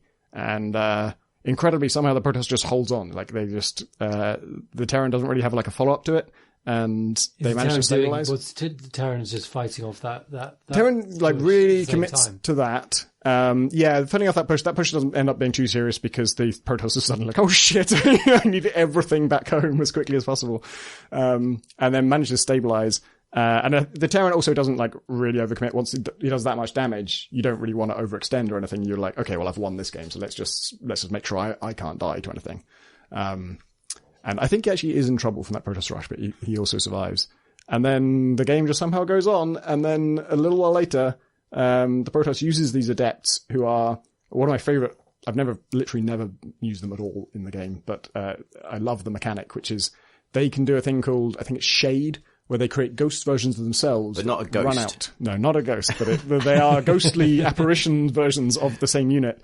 So that you can still control the original unit, but there's a ghost version running out and you can control that too. The ghost version can't do anything except move, and the old version can still like attack and do everything they want. But at any time within a certain window, you can decide to kind of commit and make those ghosts real, the shades real. And so you can do things like, if you're in a big battle, you keep fighting, but you also run away with your shades. And then when you're at the limit of how long you can do that, you decide, do I actually want to run away? Because if I do, then I can just teleport and they can't possibly chase me because I'm miles away now. Or if the battle actually went in my favor, I can just stay there and carry on. And so you can also run shades like through enemy units. And so he runs all his shades into the Terran, what's it called? Worker line, like the mineral line, through all the Terran defenses, and then commits and teleports all his adepts into the Terran mineral line, and then just kills all of his SCVs. And the Terran ends up with like 13 SCVs versus like 35 probes, like after that start. And that by itself was like a cool move, but not totally game winning. That only wins the game if the game goes on for a long time. But then at the same time, there's an engagement going on with their two armies. I think at this point the Terran had a better army in this situation, but I think they just weren't paying as much attention to it, and so they lose that battle. And so the Terran just loses their economy and their army, and then they just surrender. They're just like, fuck, I can't do this. Oh my god. So it's just the craziest rollercoaster game. It's amazing. Yeah. That's the thing though, right? Like, StarCraft absolutely has the potential for that, and I don't mean to suggest, like, I'd be extremely scared to suggest that Dawn of War was like better anyway, because like StarCraft's skill ceiling is so high, and the room for that kind of thing is what makes it special. But I found that the reality of playing StarCraft is that games like that were quite uncommon, like genuine back and forth games where the first victory wasn't the end of the game, you know, or like where the Ghosts or the Dark Templars showing up in your worker line didn't just end the game immediately. Particularly in a context where players are very eager to rage quit.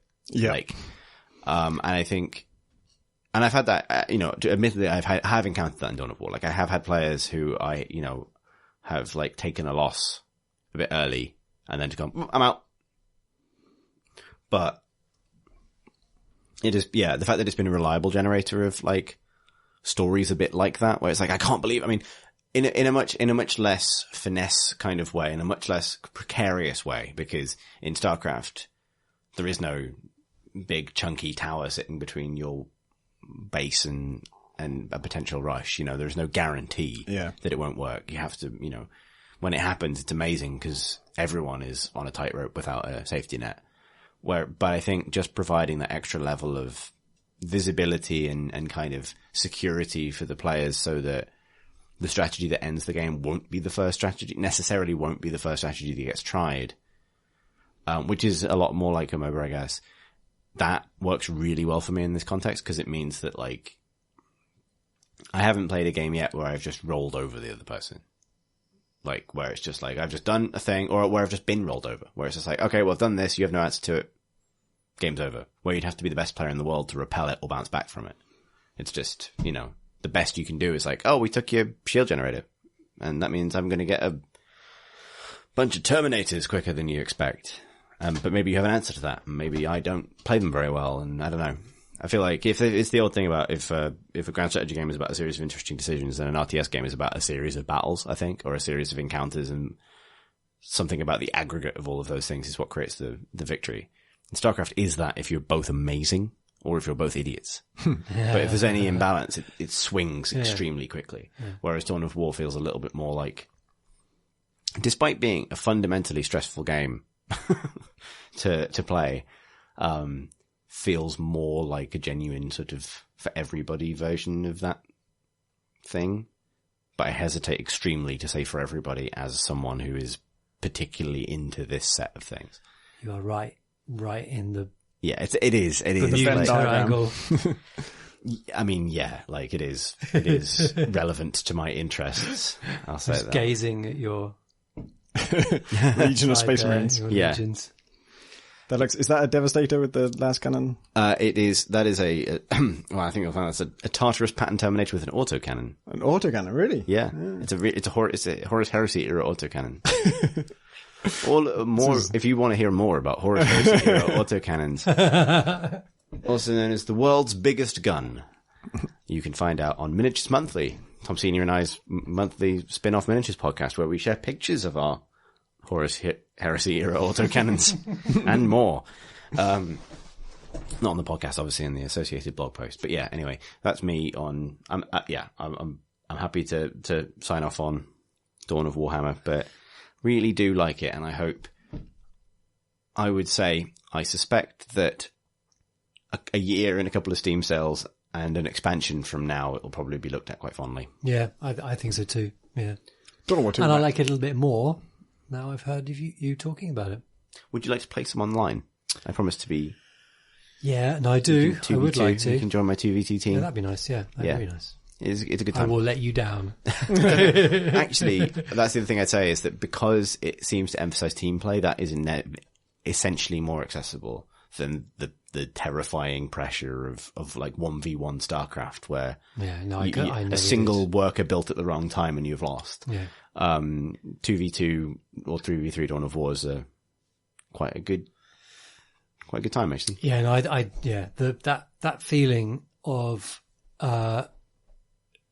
mastering your build queue, it's just this felt like work. I didn't want to do it, and I never did play any online. Yeah, I say that the basic StarCraft discipline of like, if you have unspent resources, you're doing something wrong. Yeah. That applies to Dawn of War. Yeah. But that's a thing that I can, okay, that makes evident sense. Mm. It's not like it has a sort of a I can appreciate that one. Yeah. I remember that when I was like trying to get better at StarCraft and following guides, like when you should build your nth drone and when you should build a spawning pool and everything as Zerg. And I followed those guides and I did it effectively, and suddenly I just had like fucking shitloads of money. I'm like, how do I spend this? What do I got time to spend it. I'm doing all the time doing it. Panic spending. Send up like 4,000 minerals and 2,000 gas. Like, I don't know what I'm doing. I'm too rich. Yeah. Yeah, all right. I'm not going to bang on about it. I want to bang on about it. Should we talk about a completely different game? Yes, let's talk about a completely different game. Gear shift All right. into Dawn of Edith Finch. We almost managed to segue via that chat about adventure games earlier. Yeah. Yeah, that was close, wasn't it? Well, That was too much close. We've strategy sped past that segue. I actually think that podcast hosts dramatically overrate the importance of segues versus how podcast listeners actually feel about, I really want one topic to lead into the other, naturally. The good Oh, thing, nice blend. the good thing about fucking up a segue or having no segue is it forces us to, in a rather clunky way, for anyone who fell asleep during the Warhammer chat, to say, why don't we talk about name of the game, What Remains of Edith Finch? Mm-hmm. That's the name of the game, right? Yep. Yes, I got that right. I keep getting It's the not question. everybody's gone to the Edith Finch or or The Vanishing of Edith Finch. Vanishing Edith Finch. Yeah. So we're going to have to preface this by saying that I went into Edith Finch, which is it's by Annapurna. It's what would be considered a sort of walking simulator, 2 to 3 hour experience. It's by what, sorry? Annapurna. I thought it was by Giant Sparrow. By Annapurna and Giant Sparrow. All right. That's true. I mean, it's by Annapurna Pictures. I don't know who Annapurna Tell me are. about Annapurna. Annapurna. Annapurna, the movie studio. Okay. All right. I don't know. Yeah. You're right, it is by Giant Sparrow. Just Annapurna was the name I remembered because I know them from films.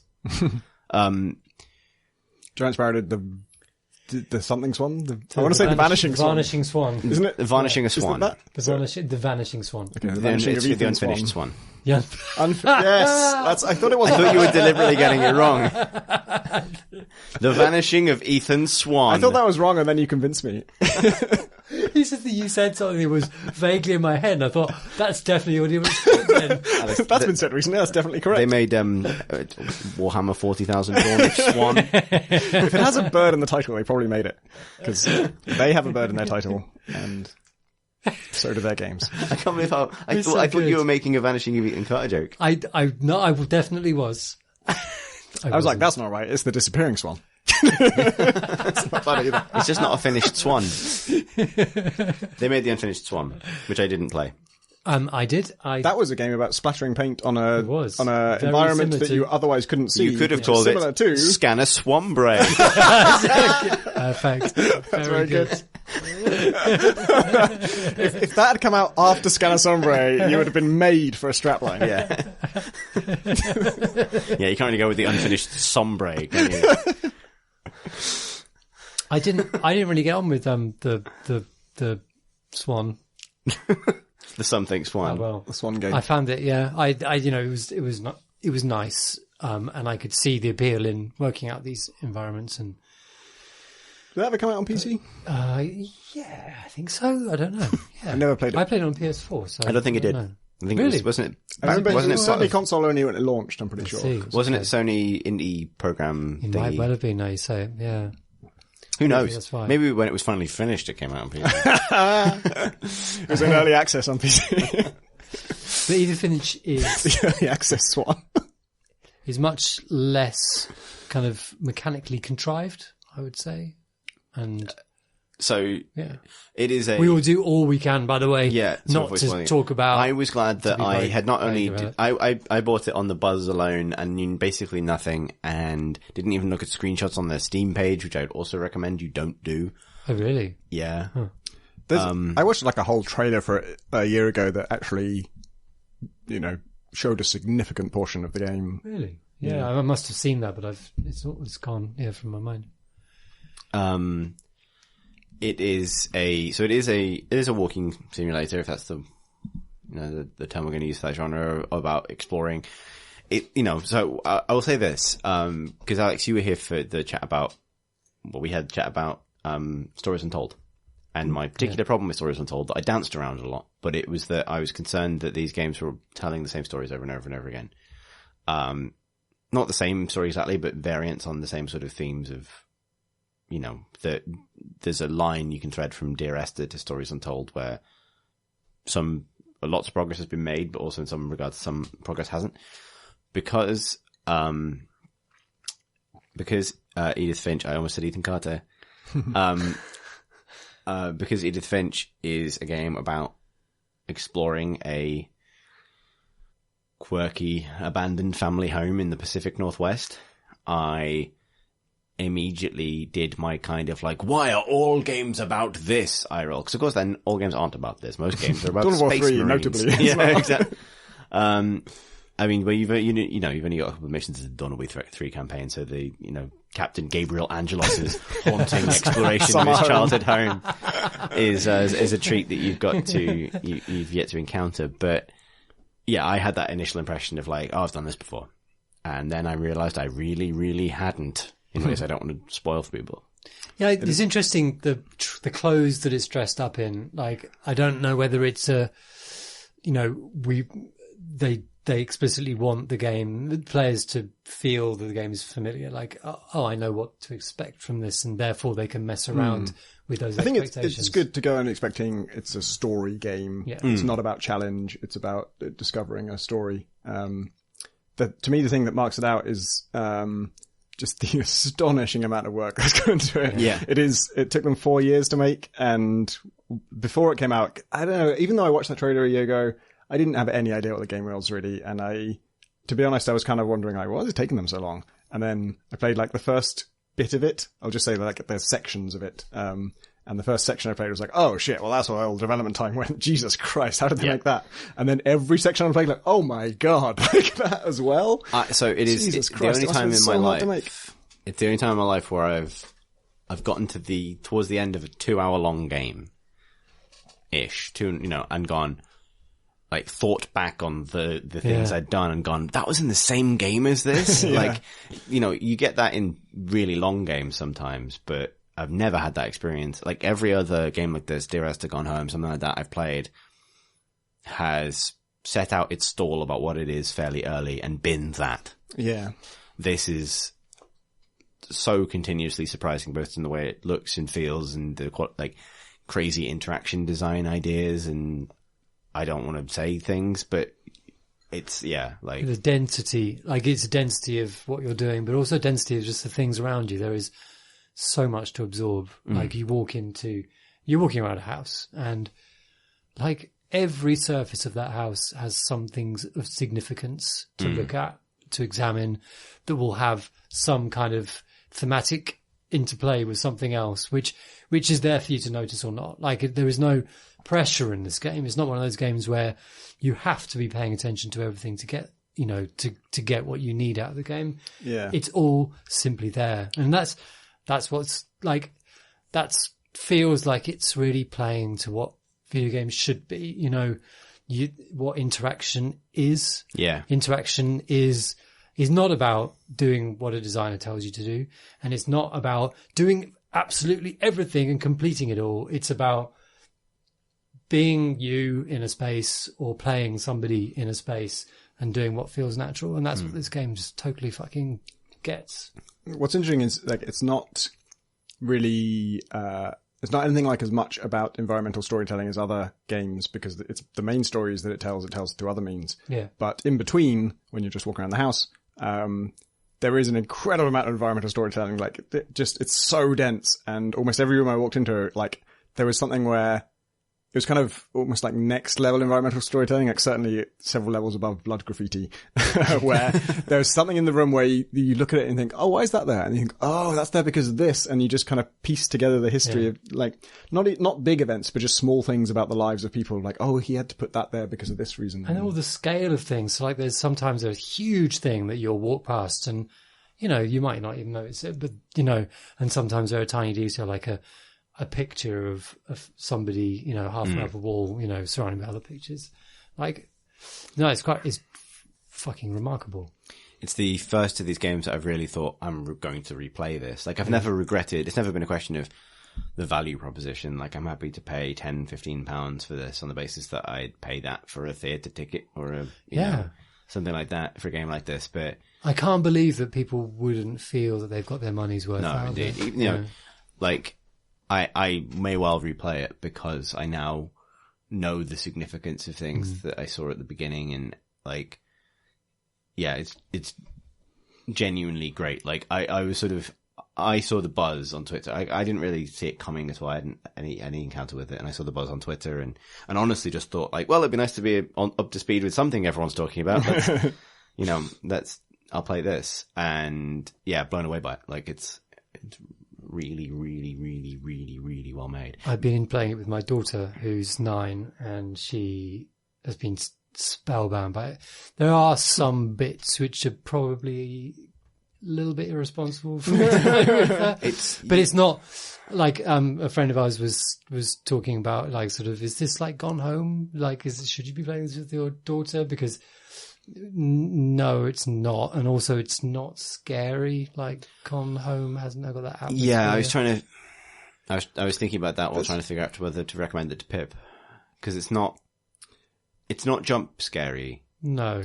How did you get on with the part where you're playing as a little girl? Yeah, or the little girl. So she was like absolutely just enveloped in it, okay, but not panicking. And we talked about it a lot during it and afterwards, and sort of to make sure she wasn't having a bad, it wasn't going to be a bad thing. She was just completely invested in it, and that's an example of the way that this richness works. You can be a 9-year-old and get an enormous amount out of it, or you can be us, yeah, or you can be you can overanalyze it, you can underanalyze it, and you'll get something from it. Yeah, it's genuinely.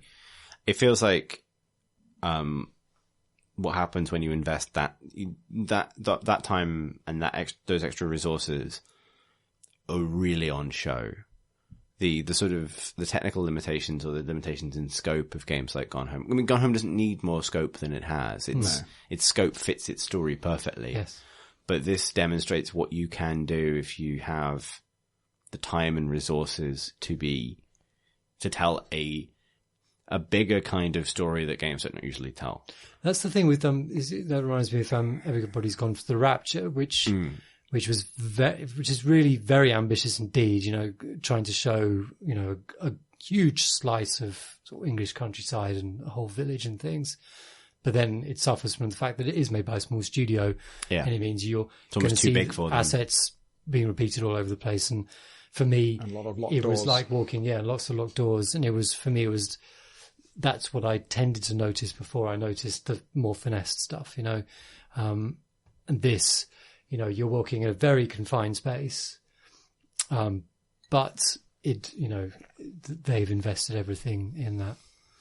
There's one thing I wish I'd known in Edith Finch, just in the very abstract terms, where you have a piece of paper that tracks your kind of progress of various sections, and at a time when there were 2 sections not sort of filled in, I assumed that meant I had 2 sections of the game to go, and actually I only had 1 to go, and because of that, I was really not ready for it to end. I just was so sure I had another section coming. For me, man, it's so hard to unspoil this. I don't want to say anything. For me, the ending, I knew that was what was about to happen. Like, I don't know. I liked in retrospect, I liked the ending. At the time it happened, I was like, oh, but I thought I was going to get a thing about. And that's all I could say. I feel differently about that thing we can't talk about. But yeah, I'd certainly recommend it to anyone. I think it's one of the early kind of highlights of this year. I say early. It's May. Someone mentioned that it's E3 in a few weeks. That's like late in the year. Time will kill us all, Alex. Middle of the year. Yeah. Time doth waste us all. Yeah, so it's a shame, like, it's a shame we can't spend more time on it because it's that good, but at the same time, I just don't want to spoil it for people. There might be a spoiler cast sort of in this. Yeah, there may well be, actually. That's not a bad idea because, I mean, we could literally record a podcast that was as long as the entirety of What Remains of Edith Finch. Yeah.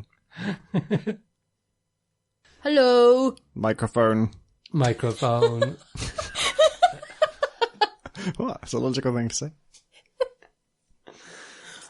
I don't think we should do an intro to questions and questions. I think that is the intro to questions and questions. Does anyone want to say it? Shall we do some more questions? I'm here, by the way. Hi, Pip. Oh my god, it's Pip. Pip's come. She keeps teleporting in at this critical juncture. I heard questions. I just appeared. It's fine. It's good. Pip loves to swing by for questions from questions. Mm-hmm. Where have you been, Pip? I have been in the other room, just not hanging out with you because I didn't have anything I could talk about because embargoes. Indeed. Well, I'm glad you're here now. Thanks. To answer questions, grudges, and in some cases, corrections from 4 years ago. Yeah. I want to open with the amazing Rodolfo, who writes, "Walloping howdies, cranes and crows. It's been a while since we've had a good walloping howdy. In fact, we only really We've truly never had one. we only really truly had the one once. good walloping howdy." This is amazing. Begin more questions like this, or emails. So I was listening to episode 4 of the podcast, and the game where you were a giant robot attacking a city whose name Tom didn't remember 4 years ago is Slave Zero. Thanks for the lovely podding. Sincerely, Rodolfo. I obviously have no idea what he's talking about. Or even because if it was you. It was, so you say episode 4 was 4 years ago? Yeah, we started the podcast in 2013. So yes, it was. Right. A lot happened in 2013. Did it? Yeah. Well, my game came out, It's Tom Ridley's Gunpoint. my game came out and my niece was That's one born as thing. well. Okay, that's 2 things. Fine. A lot happened in my life in Your story 2013. checks out. Started a podcast, released a game, became an uncle. Yeah. I am pretty sure he must be talking about Tom S because I googled Slave One to see that, it's totally feasible. I would have been talking about a robot Slave game Zero, and not. Tom. Oh, fuck. Slave 1 is Boba Fett's ship. That's why I asked you in the break. So I know, so you couldn't get them mixed up. yeah, I'm pretty sure it's feasible I would be talking about a robot-based game and not be able to remember the name of it, but I googled this one and I've never seen it before, so I don't think it was me. But Was so- it other Tom? Or how many Toms do you know? I think it was Tom Senior. Okay. the Crate and Crowbar Toms. If it wasn't me, it's probably him. it's there's a greater than 0 chance that somebody has just gotten into the Crate and Crowbar, listened to the first 4 episodes, gone, I'm just going to skip all the way to the current one, for whom this information is timely and on point. It's amazing that And he if would that's you, I wouldn't recommend that anybody just skips through because you have to. you have to go on this content journey with us. Yeah. all of the way. this I mean, raft. otherwise you're just not going to understand context. The context. The contents. You got to understand the You just contents. try and invent the word context. What's wrong with it? It's good. It's an abomination, Alex. I'm going to start a far. marketing company based on it. Can we start a marketing company called Contenxt? I feel like content You've journey gone- is something that gone on the has come up in about someone's face slogan. On this. So look, I was against it. I was against it until Alex basically implied a startup. Yeah, but Alex marketed it at you. What are you bringing to I this? want a space hopper. I also think there could easily be. I will need someone to bounce around on a space opera in my office. Can I be your Oh, Alex is a unicorn manic- now. Can I be your? What is a manic unicorn? Why is everyone talking about pixie unicorns? startup boy? It's a startup that I think You could gets do all the valued work. at either $1 million or $1 And I billion could be or a space something. It's one of those kind That's of, not what we were- it's a magical creature that's attracting money. We're doing a terrible podcast thing of having 2 independent conversations did. at the same time. Actually, that might be the first time in 187 episodes that we've had 2 independent conversations at the Which same you time. wouldn't know if you'd skipped through all of the episodes. So in 200 episode time, maybe somebody can point this out. I think About Everyone remembers Face how is a bad great it name got. for a startup. Maybe a Think unicorn model startup. agency. We're all All right, getting well, that was a very- clusterfuck. So let's move on. We're all getting very excited about Contenxt. This side of the room is forgotten getting excited about context. The other side is Yeah. getting excited about unicorns. We've moved on. Look, The opposite side of the room is getting excited. so Yes, you're on my side now. the value of a unicorn is entirely based on its rarity. So you could say that content is defined by its context. Let's move swiftly up. It's Not swift enough. Finley. Thank goodness for Finley. Finley writes, this is going to be one of those silly question sections. This always happens whenever I bang on about a strategy game. Now that Chet has left Valve along with Walpaw and Laidlaw, what do you guys think of Mushroom 11? I thought the first 5 levels were incredibly good, like absurdly good, to the point where I was like, oh shit, this is going to be IGF Grand Prize for sure. And then right after that, it took a kind of nosedive in terms of it just became incredibly fiddly. A lot of the challenge was about just you know what you have to do, but just pulling it off was really difficult. In a kind of annoying way. Like you destroy parts of your mushroom and then it rebuilds in all directions. And the challenge was just like, oh, you don't want it to build in all directions. You want it to build in certain directions. And so it just became annoying to keep having to trim it in certain ways. And I also noticed, I probably said this on the podcast before, but that they took it to every single show. Like every show I've ever showed any of my games at, Mushroom 11 was there. And, I suspect those first 5 levels were what they were showing because those were so beautifully polished. They were just perfect. And I feel like the rest of the game suffered from difficulty spikes. Question answered. I never played it. I didn't play it either.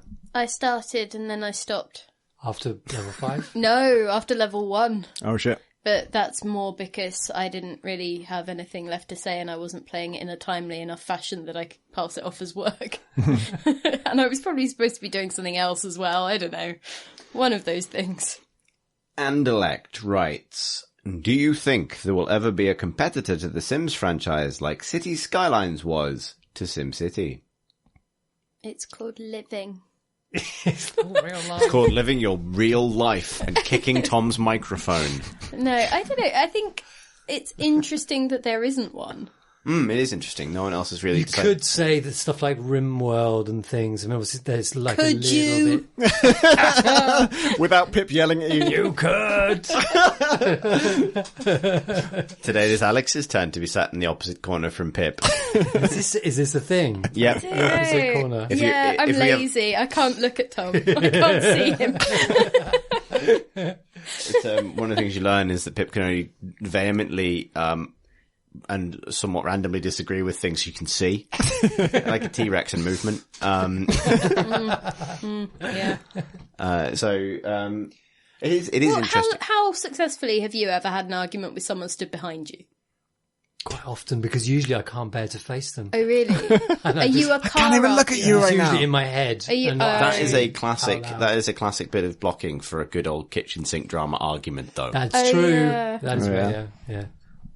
But that's more like sniping, though, isn't it? That's more like having a go at someone and being Well, a I'm bit, sorry like... that this isn't the kind of argument that you're specifically talking about. Then why are you even living here?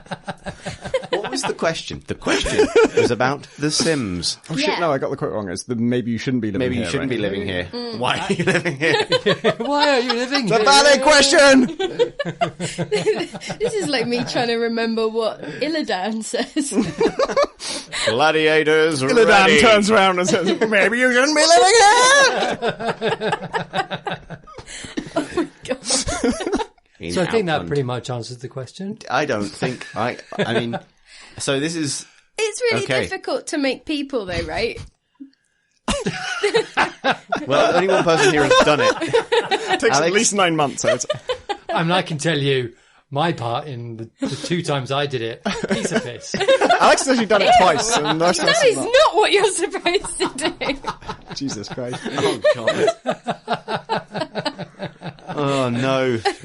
Anyway, Isn't it interesting that there isn't an industry but you could for... have a real human baby quicker than you could make a Sims thing, right? Yes. Yeah. So, I mean, Most games there you you can go. make. Most games take longer than 9 You months. could buy see? a gun. God, I've been wasting my life. What? So What? Well, I mean, they've already put in the legwork as well. They're just building on a franchise that they've already got. yeah, tarting true. up The systems groundwork and so is forth. the tricky thing. Maybe it feels like it would be difficult to make a like domestic life game that would be sufficiently different from The Sims. But then, see, Skylines is like incredibly similar to Maybe SimCity. it took the failure of SimCity. Yeah, SimCity had to really rock up and fuck up, so to speak, in order to create the opportunity. Isn't it Where everyone's that like, oh yeah, I do want a SimCity game, but not this one. But maybe like, EA's Don't kind of... people buy The Sims often now because they know what they're getting into? They know that there'll be a pets expansion, and they know that there'll be a holiday expansion, and that they know that there'll be some kind of aggressive microphone being pushed in your face. It was Chris. drooping. Right. But, I mean, anyway, so the thing... Where was I? You're Can I- getting with The Sims? Can I jump in? Because Please do. The reason I laughed inappropriately during the middle of that was because when he said, as soon as he said Sims Pets, I suddenly remembered that we once did a back page in PC Gamer, where World of Warcraft Cataclysm had just come out. And so we were thinking about, like, what are other funny games you could just apply Cataclysm to as an expansion. And so I did a back page about Sims 3 Pets Cataclysm. And it was just like a rift in the earth into which all your pets were falling. And it got reported on by Sims fan sites. It was like, oh my god, there's Sims Pets coming for Sims 3. And also a cataclysm. Was it The Cataclysm part was ignored. was It was the just cat like, in the cataclysm? yes, there was a cat falling into Amazing. the yeah, rift. no, that's fine. Good. Well, anyway, I think, did that answer some of the questions? Definitely not. Zed, right? It's difficult and it's been done and people are locked into a system. Yeah, okay, fine. Right. Yeah. Good. Solved. Zed writes, does games journalism, which is heavy on the screenshot and videos that are commentated over, downplay the importance of sound in games?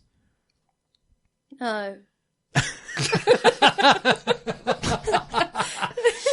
You talk to any sound designer in games and they kind of grumble and go, "Oh, what, we're Yeah, never, everyone, no, we're never fully for any given how they discipline, respected."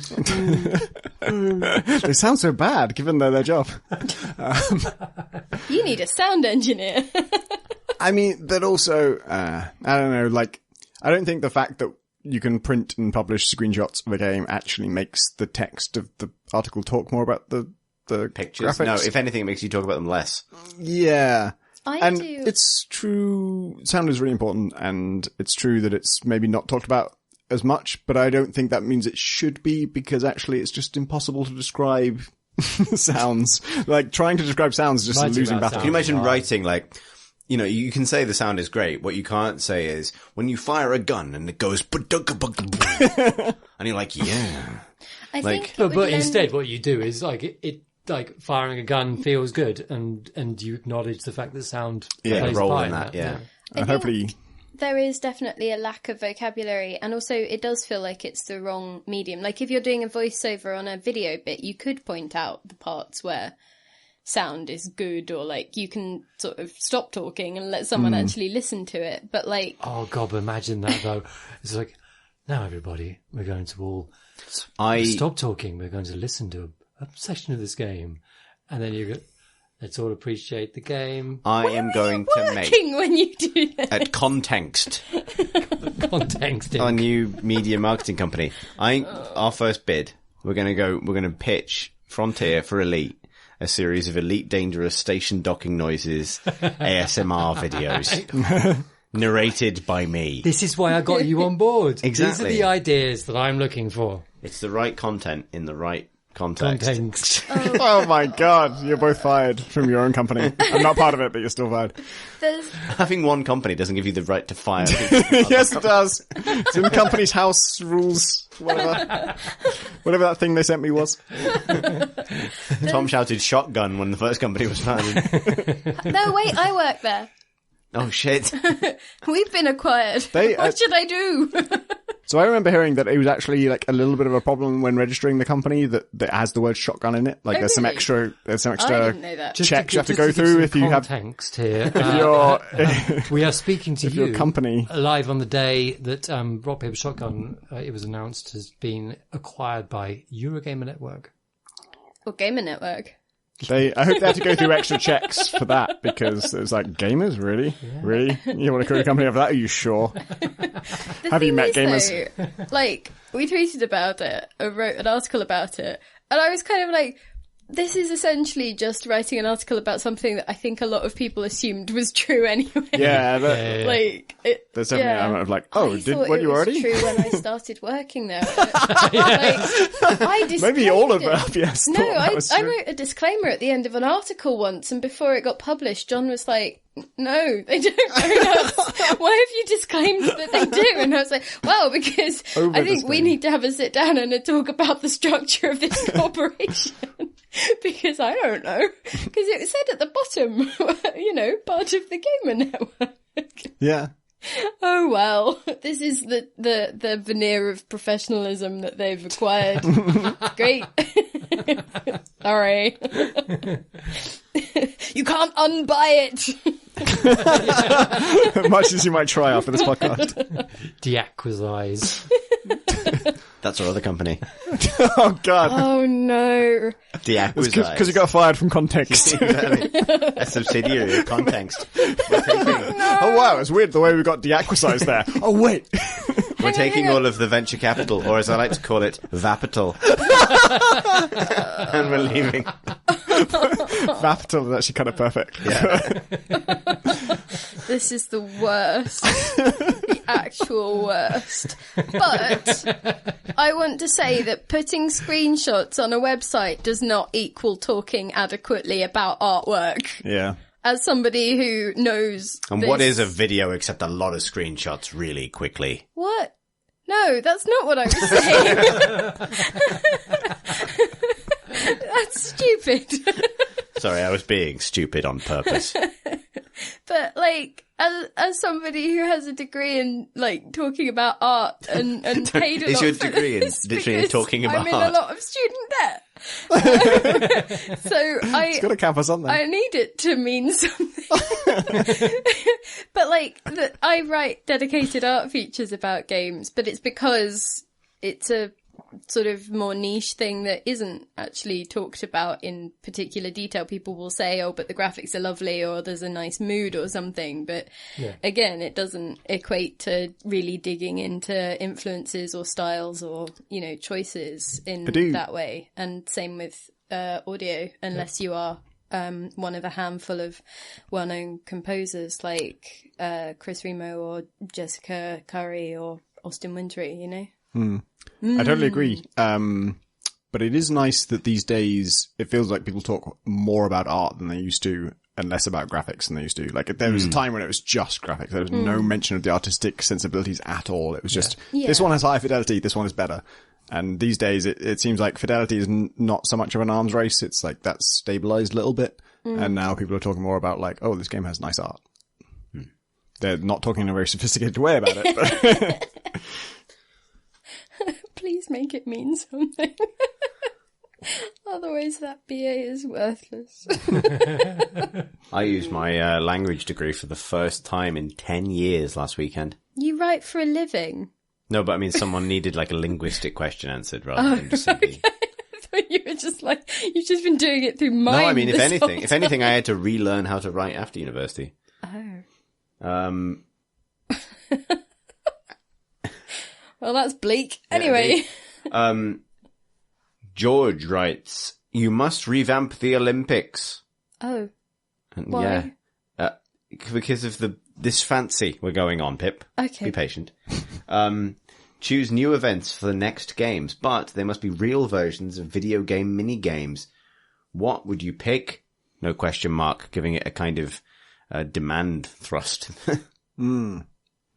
I mean, like real versions of the minigames, how real? Like, because most minigames are abstract. Like, the hacking minigames in almost every game is some weird abstract thing. Like, the pipe mania thing from BioShock. Is he talking about like, Real have plumbing. to be a physical real pipe? plumbing. Yeah. Whoever can finish the plumbing That would first. be kind of fun. I'd like to see that. Whoever can finish the plumbing first gets the loyalty of a turret. And whoever fails, like, they've made a pipe to nowhere through which the ooze just sprays. Like, it just gushes out. all over the audience. But I did also want to... aren't loads of mini games like video game abstractions of real mini games? Like you've got like little sack races and things in Mario Party, and it's because like that's a thing that happens in When you real say life. real mini-games, you mean games that people play in real life? Well, hang on. I thought we were just talking about small games within digital platform. Yeah, but you You said used the phrase mini-games were real like mini real games. mini-games. Wait, I'm wondering what you meant. When you say sack race, you're... There's a sack race in Mario Party. You And- press and- A. and that's- Because that's all you do in Mario Party. And in real life, people use sack races too. And Well, you press yeah. A. So you're saying People mini-games get and video sacks. games are like actual games in real Well, I life. mean, I'm saying that it's a loop. Is it It's a not? closed loop. Like, Okay. if we don't go for the abstractions that you're talking about, essentially mini games are just chasing things. Yeah, some of them. I mean, Mass Effect Andromeda has Sudoku. Sudoku in it. Which I You have really Olympic like. So Sudoku. actually, I I really wanna- like it as well. I want to talk about this You'll because love Sudoku. I've heard a lot of complaints. I've played Sudoku and I actually like Mass Effect more because it has like an extra constraint which makes it easier to solve. Where What does it do? Well, actually, some Sudokus do this space. as well, but So you're a basic Sudoku is just like the rows and the columns have to add up to the same, and then Mass Effect has special shapes on it as well. That like these shapes also only contain one of each type. Yeah, thing, they have so that it's in pretty the paper. quick to solve. Okay. That's an actual like branch. But that makes of it just Sudoku. really easy, so you can just solve it really fast. Anyway, I like those, and I was reminded of the fact that I like those recently because I played Prey, and Prey's hacking minigame goes the other direction, where they obviously, I don't know if this is a conscious thought process, but instead of being a kind of thinky thing, it's an action type thing, and you have to move an object around a kind of obstacle course, and if you touch any obstacles, you rebound really violently, so it's really hard to regain control. So it becomes a very like precision game of moving on console, moving the thumbstick around in a very precise way. And then when you get to the target, you also have to press a button that you don't know what it is until you get to the target. So you get to the target and then it says press B and you're like, oh shit, what's B? I'm playing on PlayStation, so it says press X and I go for the leftmost button, face button, because I'm used to my Xbox controllers where that's where X is. And actually the X is at the bottom on a PlayStation control. Thanks, you two companies, for fucking us all over in that way. End rant. Just as an aside, have you seen the comparison of the Xbox and the Nintendo face buttons? No. Where the X and B and X and Y, A and B and X and Y are both used, but in exactly opposite ways. Oh, no. So the A and B are the other way around and the X and Y are the other way around. It's like, what? It kept screwing me up in Zelda. Yeah. Okay, I'm not buying Breath of the Wild now. Unless I can plug an Xbox controller. My choice of minigame would be more like, you know that, the thing that all games use to determine the power of a golf swing, where the actual power of the shots oscillates between extremes and you have to like press it when it's in the middle. I would like to apply that to all real sports, where all people must at all times be on a kind of danger continuum between both extremes of hitting and extremes of not hitting. So there's a physical game, isn't there, that I think maybe someone like Robin Baumgarten made, where it was just a knife. Line wobbler. No, it was a knife oscillating backwards and forwards, and you had to keep your finger pressed down on a button, and then, but like obviously avoid being hit by the knife as it came round. It was going quite slowly, but I imagine you could really speed it up and do some damage, and you know, like that could be exactly. Then you've got something worth fighting over, you know. But I would go with Viva Pinata because I want a pinata, and if that's going to be an Olympic sport, I want it.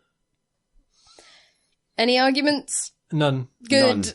None. You've changed your tune. I think I'm pronouncing this right. Keys writes, with VR failing to hit something resembling critical mass. How would you go about solving that kind of chicken egg problem? Chicken egg? Chicken egg. It's two metaphors at the same time. Chegg. Chegg. Classic Chegg problem. Oh, God. A subsidiary of Contenxt. Is Chegg a unicorn? Just don't I know don't know. You'd glue the horn onto the egg. An egg with a horn. Heg. I really want to know whether someone's got Chegg.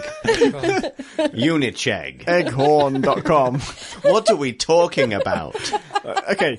I wanted to answer this question to say that there are already VR games that have been mega successful. Really? What have they chosen to put on Chegg.com? What can you get on Chegg.com? You find resources for learning. Have they got hang on, have they got chickicorn? It's chicken and corn. No, unicorn.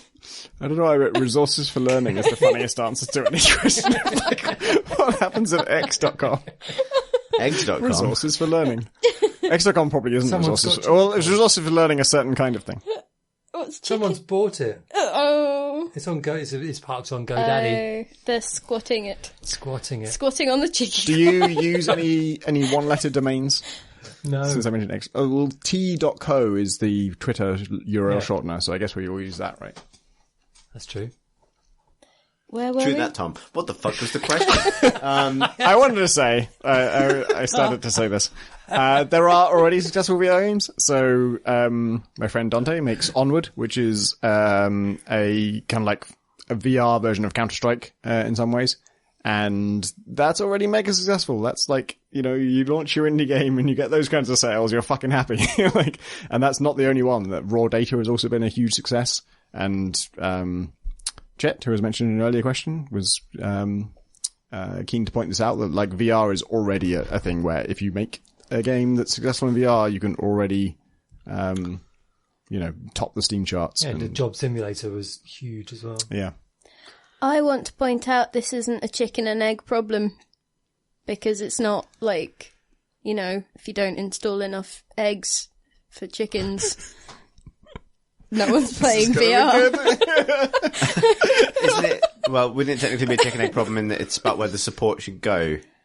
So well, that still hasn't been answered. You can't have user support without developer support, and you can't have developer support without user support. Isn't that the nature of the chicken egg problem? Well, no, because you just want people to buy more VR hats, really, don't you? You want to increase both of them. Pip's point, which I thought was pretty good, was that the chicken and egg problem is not about, it's so hard to create chickens or eggs. It's about which came first, right? It's a mystery about who knows which of these things was technically first. It's got almost a semantic problem as to which first of these things was Thank you classified for remembering what I said when I wasn't being recorded. The question of when two things depend on each other, how do you kickstart them? That's different. Like no one's trying to kickstart chicken and egg. Well, maybe they are, but they don't call it chicken and egg. We are launching the Kickstarter for chicken egg. Oh shit. Monday morning. Chegg. Wait, no, Chegg. kind of scoop Chegg.com. It has to be earlier than that because the podcast goes out on Friday, so someone could scoop you. No, they can't scoop us. We've already done the things. Chegg is unscoopable. You registered it. You can't scoop a chicken egg. Okay, fine. But 900 grand we're looking for. What we're making. Don't know. I mean, Cheggs.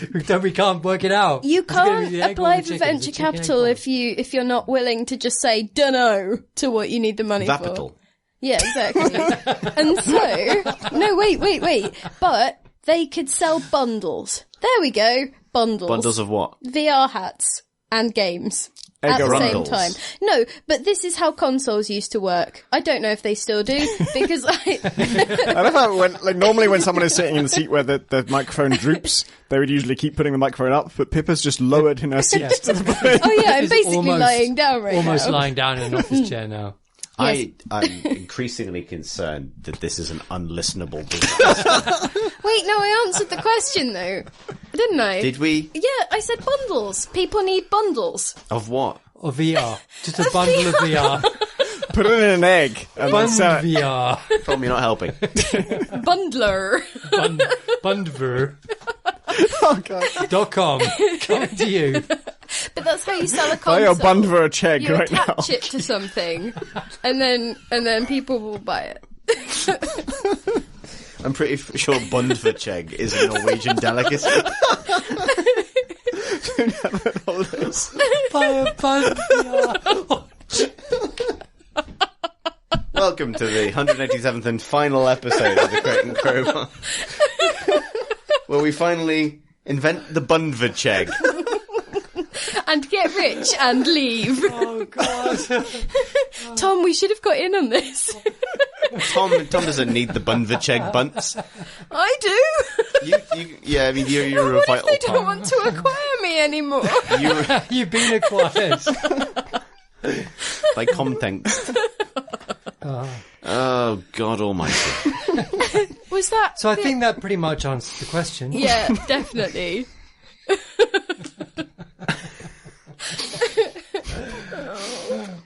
What's All right. the next question?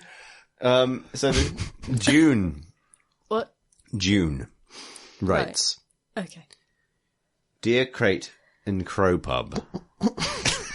Tom. Oh, I'm boy. sorry, carry on without me.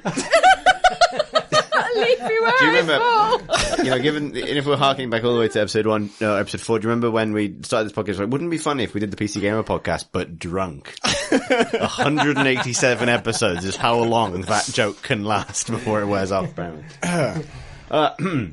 Dear Crate and Crow Pub, in a strange turn of events, Crate and Crowbar has become a pub in a world full of neon lights and triangles, waiting to open its doors to a scruffy man in a trench coat, possibly with an immaculate beard. Slightly too long pause. Also, curiously, all of the hosts and guests of the Crate and Crowbar are now the NPCs waiting patiently in a fixed location as owners and patrons of this establishment. What will your NPC bark be? And what will your quest that leads to the forbidden consumable, the ludonarrative disco biscuit, be? Thanks for the barks. June. I was kind of thinking about something related to this recently because Yours would be, oh, come on, Tom, let's not make come on! Because I'm writing a character for Heat Signature who is just in a bar, and at any time, every character you ever play as can go up to her and basically say, you all have your own personal problems, and she can help you with them. And so I was thinking, how does that conversation start? Like, how do you kind of, you're, like, you know she's the intel broker and she's sitting in the corner of the bar, so you go over there.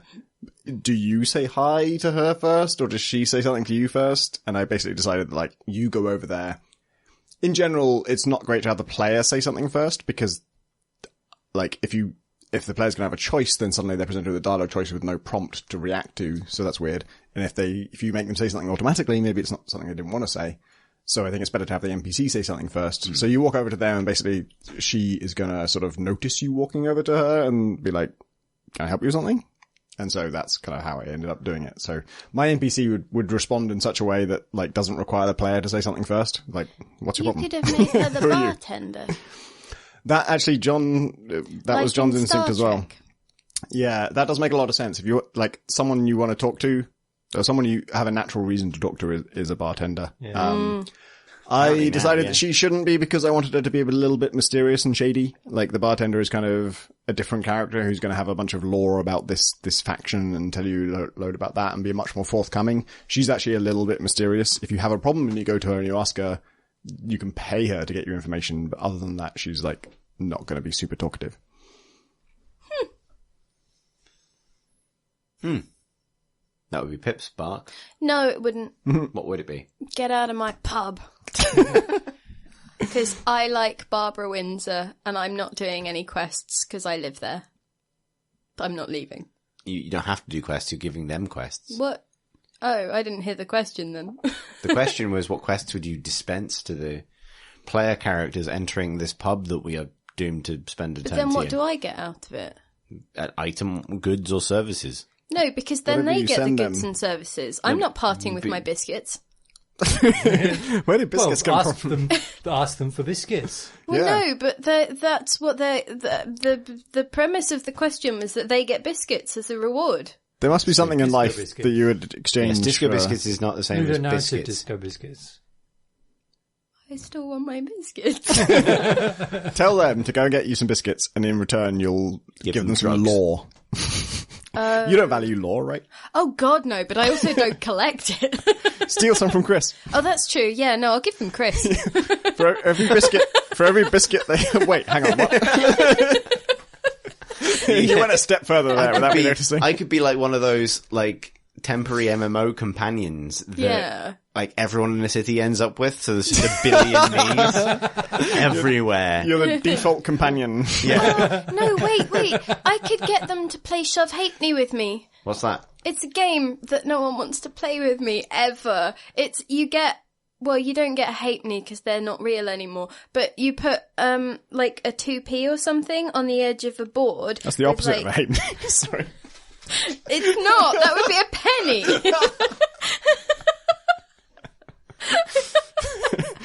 Mathematically, Pip's got this one. It's 4 times the halfpenny that you'll ever be. That's the opposite. No. Because it's Times double instead of 4 half. isn't the opposite. Double is the opposite of half. Yeah. So it's a penny. But So I was 2p is the talking opposite of a about halfpenny. 2p. No. A halfpenny is A half halfpenny a is p. half a penny. And A penny is double a pennies- halfpenny. yeah.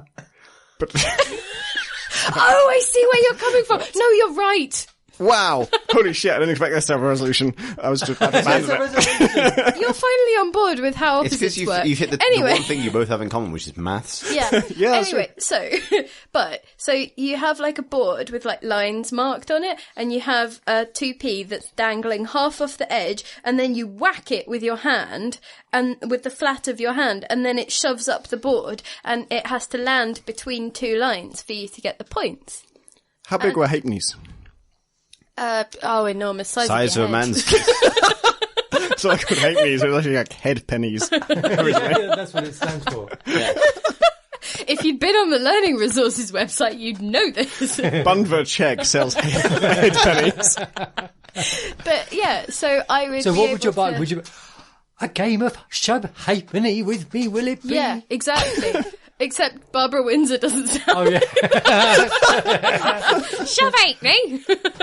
Yeah, with my threepenny bits, because she's with the sauciness of the previous films that she has done for the Carry On Corporation or whatever it was. Carry On.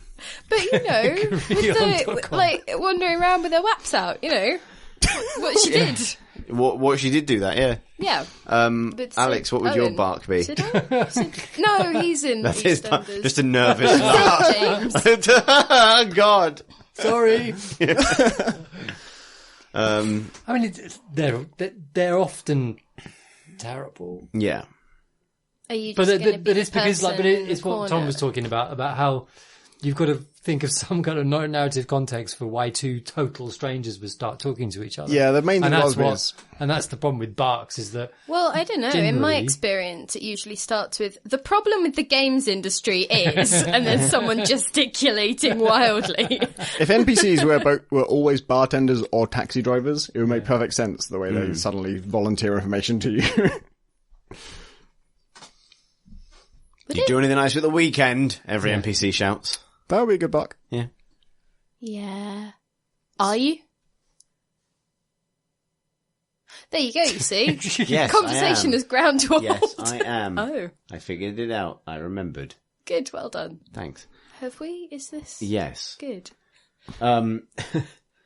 Marius writes, Dear Creep and Crawler, I consider myself a big fan of frictionals horror games like Amnesia and Soma, despite never getting further than a couple of hours into any of them. I play them at night with the lights off, as the old gods intended, and find it very easy to immerse myself in the feeling of being first stalked and then chased by some horrific creature, after particularly palpitation-inducing sessions. Pip finds that funny. I put the game down and promise myself I'll come back to it later, when I'm feeling more up to it, but never do. On the one hand,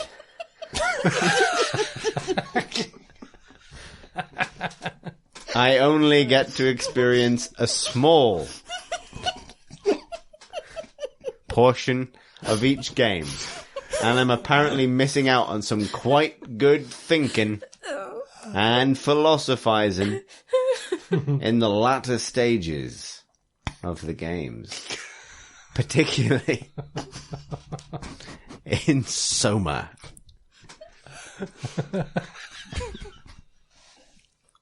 On the other hand,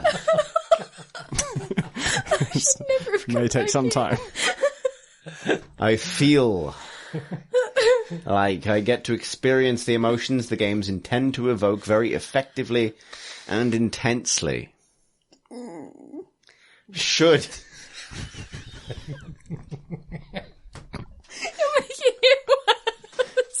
Should I push myself to play more of these games? Make things easier on myself by playing in better lit rooms? Or just accept that this is the way I'm going to experience these kinds of games. Cheers, Marius. And I'm so sorry. Sorry, It's not your Marius. question. It's entirely... I could see where Pip's mind was going, and I wanted to be a dick. Oh, God. I'm going to interject and say something I've said many, many times on the pod before, but apparently not enough, which is that I really enjoyed Christopher Odd's playthrough of Soma, and I tried to play the game myself, and I liked it mostly, but I mostly liked the story, and I didn't really like the scares. And if you watch someone else play it, the scares are less scary, and the story is just a story. And yeah, Chris Rod is especially good at kind of milking every All right. About extracting every word of story. Trying to be as specific as possible here. He really reads every email and also like figures out like, oh, this was like sent 6 weeks before this other email that I read, and pieces it all together in a way that like you get more out of the story of the game by watching him play than you probably will by playing yourself. By playing yourself. Just to be clear about my wording there. I think if you want anybody to know what your game's about, you shouldn't put it behind horror games. Indeed. Like, if you want to do philosophizing, you don't put it behind a scary door. Yeah, it's kind of interesting, like, Scanner, Swambra. Sombre. Scanner, Sombrero.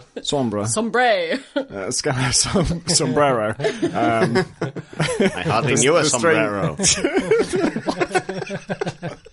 Oh, God. That is a game that kind of just lends itself to horror inherently through the mechanic. But they don't go, I don't know, they toy with that direction, but it's not really a horror game. Well, you say that, but you say that as somebody who wasn't scared enough. Yeah. I, on the other hand, was so scared that I've only played half of it. And then I cried. Okay. You cried. I did. I was too scared. I had to be out of the room with the PC in it. Maybe I don't have a good point to make about this. Anyway, so if anything interesting happened in the last half of that game, who knows? Who knows? I'm never going to. I don't think anything is wrong. I liked it, though. It was very pretty. That wasn't shade. I don't think anything is wrong with Marius today, even though he looks like he's seen a ghost. Wow. You really had to work to get that one in there. Oh, God, that's... Wow. That's like... never mind. I know that Someone you got read that. it. Someone got there. We got there. Pip got there. But it felt like a lot of reading to get to a joke that we then interrupted. I'm really sorry. It's all right, Pip. It's all right. Cut this in it's the edit. It's only the best joke I'll ever make. Oh, that's sad. It is. What I thought this reminded me of I know that my friend Nathan Dighton, who is part of PlayStation Access, our pal Nathan, your pal and mine, Nathan Dighton had this experience with Alien Isolation very recently, where he just found it too stressful until he persevered with it, and then he found the many rich rewards that happen when you persevere. So while I think that he's right to point out that you're getting something true from the experience if you are so scared you don't want to continue. However, pushing through that to sort of see where that feeling can take you is rewarding and maybe worth... No. Wow. Intercepted. Well, I mean, I think they're like roller coasters, and some people just don't find a reward on the other side. They just find more scary things. Like, you know, I don't see that what I would have gained by playing more of PT. Do you? No, I don't think you could have gone more green. No, exactly. See? So it would have just been, like, perhaps, you know yourself. And it's okay to not finish horror games. It's fine. You can just be fine. Everyone, yeah, I mean, there's nothing wrong with that either. But what I'm saying is, there's maybe something bully you into playing something. It's like spicy food. There are rewards to persevering, and also punishments. Punishment is a reward. No, Reward. it's not. Not everything is a startup. Punishment. With that attitude, you'll never fit in Silicon Valley, Tom. I'm okay with that. All right. I'm sorry that we butchered your question, Marius, and indeed everybody else. But we'll continue butchering questions. We've answered all of them. Literally all of them. No, we haven't. Chris, but not me, a different Chris, if such a thing is possible, writes, a question to the fine merry folk of the Crate and Crowbar. What do you think are the current shining mechanics and or styles of modern game that will be considered as cool retro in the future? We have 16-bit game tunes and chunky pixel art now. What will we be hunkering for in 20 years' time when we're all jacked into our VR matrices? Or Will we still be playing games with chunky pixel art and 16-bit tunes? Thanks, I love the show. Chris. I have noticed it's kind of a niche thing, but amongst a certain circle of my friends, a nostalgia for PS1 era polygonal graphics, like 3D, shitty textures, low poly count. Low res. Yeah. What games is this being? I want to say like GoldenEye era. I I don't know if that's actually. Oh, but I mean, Virtua like, what is Fighter there kind now? Like, Yeah, what? oh, you mean games that are the nostalgia? nothing. What? This is an era that I think people will be nostalgic. It was a record. People are nostalgic for it, but they haven't yet made games that are specifically trying to capture that. Unless does something like Strafe count? Where Yeah, Is that's this like Metro. a Quake-like? I feel like Or that's Devil Daggers. Descent. Yeah, Quake 1 or Descent kind of era polygonal stuff. I don't think we will get nostalgia. I don't know. Like, there's a lot of I think any attempt at more realistic CGI never. I don't think that's ever going to spur nostalgia. Really, But won't it be that people who are children now will take what they are playing and associate it with their childhood and then hark back to that? So it will be whatever people children? who aren't us are playing, right? So I was having a conversation with somebody the other day because about the recently announced Call of Duty World War II, that they're calling it, who explained that Modern Warfare, as in Call of Duty 4, was their first computer game. And all of time opened up in front of me like an endless tunnel with only one destination, which is death. That's just the future. Indeed, yeah, no, it was the full, it was like the opening sequence of Doctor Who, except, sad. So were they pretending they'd never done World War II before? No, but their assumption was that was my first one, so I understand there were retro ones before that. But that's where the series really began for me, a young man in the year 2017.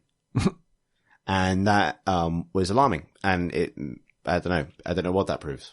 I just wanted to Because share. Call of Duty, that name, the reason that name means anything was that, it started with Medal of Honor, and then it split off from Medal of Honor, right? Call of Duty was a bunch of people split off and they made their own thing, and then that turned out to be super good, and it was a super good World War II game. I don't know this because I didn't really play it, but apparently it was a super good World War II game, and that was why when they did Modern Warfare, people gave a shit. It was like, oh, those guys who did that really good World War II game did this. Let's play that. And now... That's a true story, Tom. Yeah, that's the history. If you didn't know the history, now you know the history. But what, may I ask, was the point?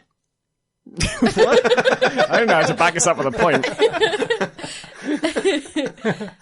I thought I was just saying things. Okay. But it is don't know, it's if they're all the games that are kind of looking back at the retro games, they're picking on a style, a consistent style that kind of Defines an era. that was defined by the technology in that era, and we can't really see what that is now. I guess it's linked to the thing Tom was saying earlier about art being more important than graphics now. I was right. You were right. And that was right then, Quake's graphics, looking back on them now, there was a consistency to them that kind of, that defied, the level of power that they had. It was, they looked good. Yeah. Do you think people aren't going to... And these days, I mean, if you go for realism, I there is reckon no Minecraft's style gonna be in retro. realism, Minecraft, yeah. Yeah. Which is, I mean, yeah. It's got such kind of... it's got such reach now that I imagine classic Minecraft, things like the Creeper and things like that will be thought of as oh man, remember the original Creeper before they added political slogans to it? Yeah, Microsoft made it realistic. Yeah, exactly. It's just a creepy man.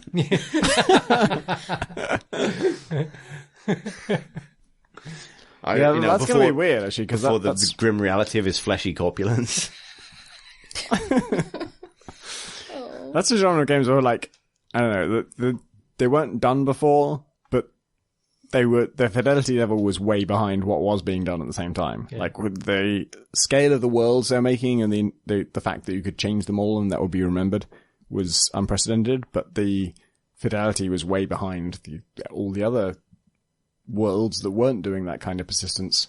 And so, yeah, that's going to be a strange moment in nostalgia in 10 years. But it's weird, it's like sort of, because Roblox aesthetics have kind of, moved out of the Roblox community into the games. It's kind of like, so like stuff like Unturned, which was a Roblox kind of mini game or game. What is Roblox? Roblox is a game making community kind of like Minecraft-ish. Minecraft-ish, but much more focus on making games. So it's basically a huge bundle of mini games made by the community. And Roblox. So someone made a DayZ clone inside Roblox. That became, then somebody copied that, and that became Unturned. Unturned was then the guy putting, going into Unity and remaking that. So it's like this sort of, but it looks he's a like Roblox, tiny which is child, right? Yeah, he was at high school or something. Very small, very small. How small? Would you say? It's Canadian, so it's different. Okay, so sizes. different kind of set of scales. Yeah. But it's weird that there's sort of like where style is kind of divorced from technology is already happened. Yeah. Especially with games as services, because you want things to stay current looking, or not current looking, but to be independent from technology in a certain amount, in a certain way, because you don't want an update to people's graphics cards to instantly invalidate your game as service, immediately. So, you get things that have more of a style choice that is agnostic of the tech in some ways. So that League of Legends-y sort of thing, maybe that's not so true anymore, but because they'll revamp things. So there might be a point in the future with League or with Dota even, where it has been existing under Valve or Riot's aegis for a certain amount of time, and they do a range of retro skins where it makes it look like, when the game first came out or something, or, back in the day, or the first International, the first Worlds, whatever. But, so I don't quite mean that stuff, but I mean more kind of stuff like World of Warcraft, that kind of, where you don't want to have to do major overhauls of enormous worlds every year, Sorry, was that was the question, right? Ish. I mean, well, I know. I think WoW's a good point. I think vanilla WoW will be one of those things people are kind of nostalgic for. Well, people are. They've made a server called Nostalrius. That's true. And had a massive fight about it. Yes. You're not wrong. In many ways, you're correct. Let's move on. Okay. To grudges. Oh, yay! I'm going to need a little bit of help with this because we have 2 grudges. Okay. And I don't know how to read them. Okay. I don't know. Can you do one in Spanish? It's too far, Tom. Okay. So less far than Spanish. French? Don't say Spanish. Oh, come on. Liverpool? I could actually...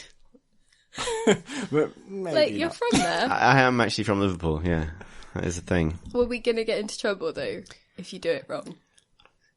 I'd probably be existentially distraught if I insulted an actual Liverpudlian by going back to the accent I grew up Do with. it like a duck. Even if the ducks are angry, we won't know. They won't write in.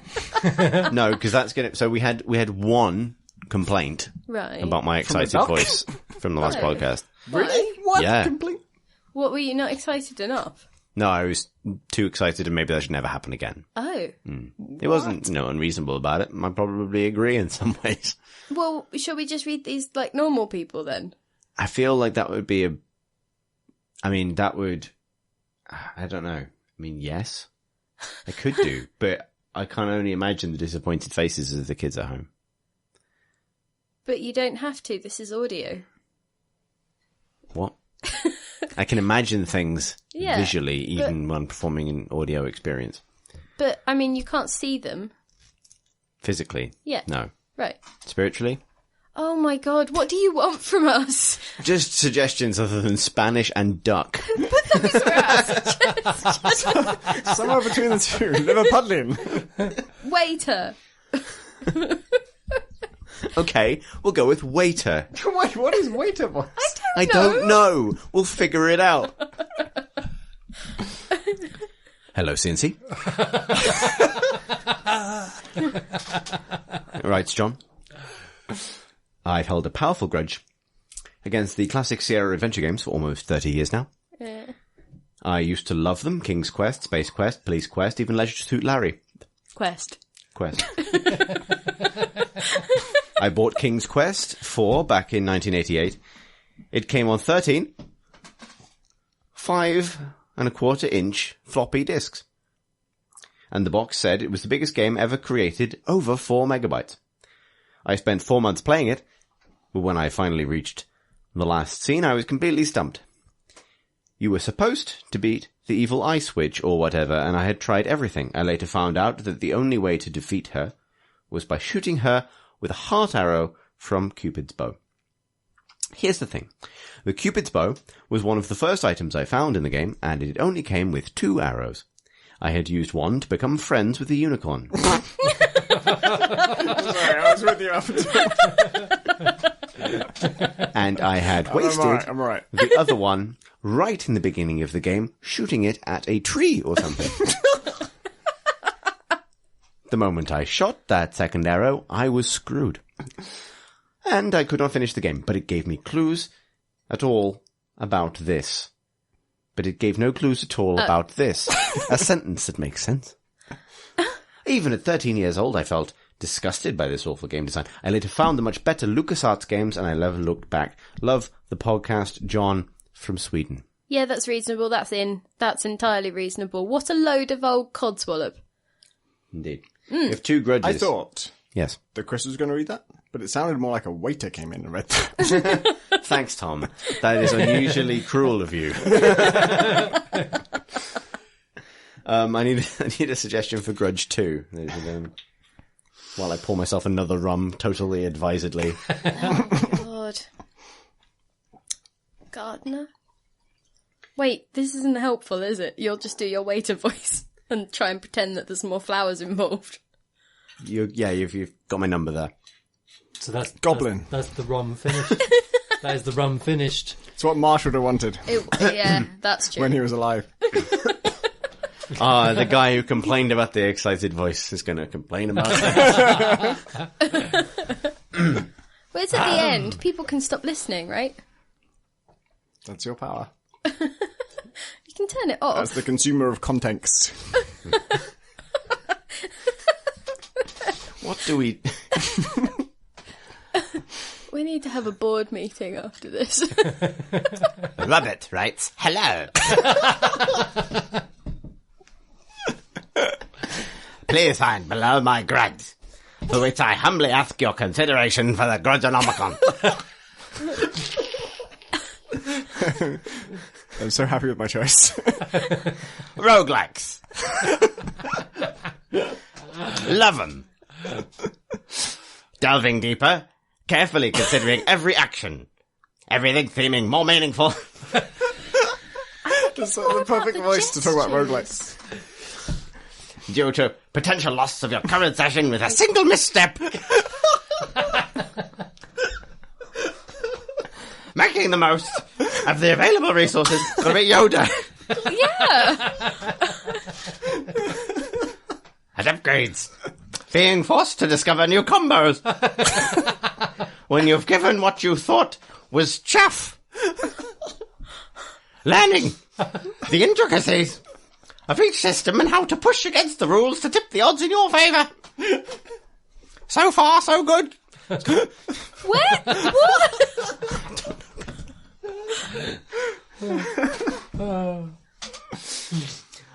What I find so agonisingly frustrating is when a well-constructed and balanced roguelike forces every session to start with your trudging through what was the tutorial levels, but what is now the world's most lengthy character select screen. What? Some games do this well. The mines in Spelunky are always fraught with danger for the unwary delver. Which is to be expected, as it is the perfect game. And Downwell's combo system allows you to increase the risk right from the start. Others do not.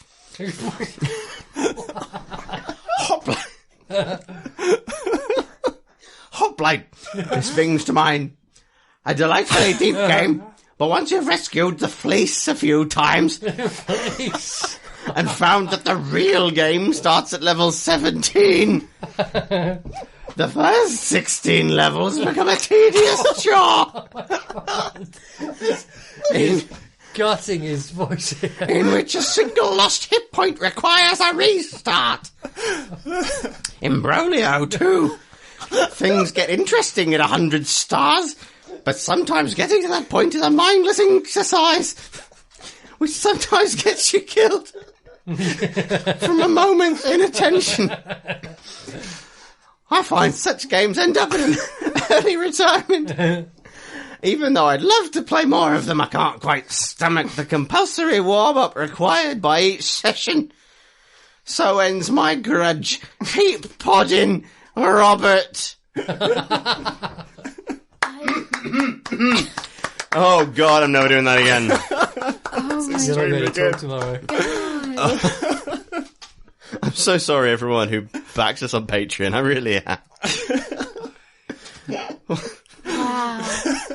It was the perfect question to read out in a goblin voice. Guys got really far in Imbroglio, which it just seems like a goblin thing to do. I didn't understand enough of the question.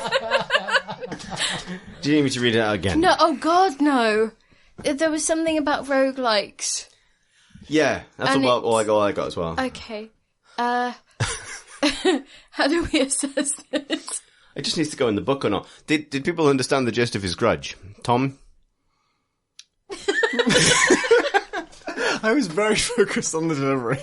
I was very much enjoying the delivery. I did. Alex, help. He was talking about how once you get good at a roguelike, Yeah. playing a new session, Yes. you have to go through all the tutorial remember levels, all that. the early levels, which becomes boring because you've mastered them already. Yeah. Unless you're playing Spelunky or something like that, which is, the perfect game. Fraught with danger. Yeah, I remember this now. So, it's basically that roguelikes are pretty dull unless they get it right, yes? I am... Bad, more to it than good that. roguelikes are good. Yeah. I mean, that feels like a fairly straightforward observation on our part. I don't know. Maybe we're surmising it wrong. I think it's a good point that some games miss, which is that the level of experience of the player is different to the level of experience of the character. And if you are starting a new life 75 lives in, you don't need the basic levels to lead you in. You want to get straight to the good stuff. Is that what New Game Plus does?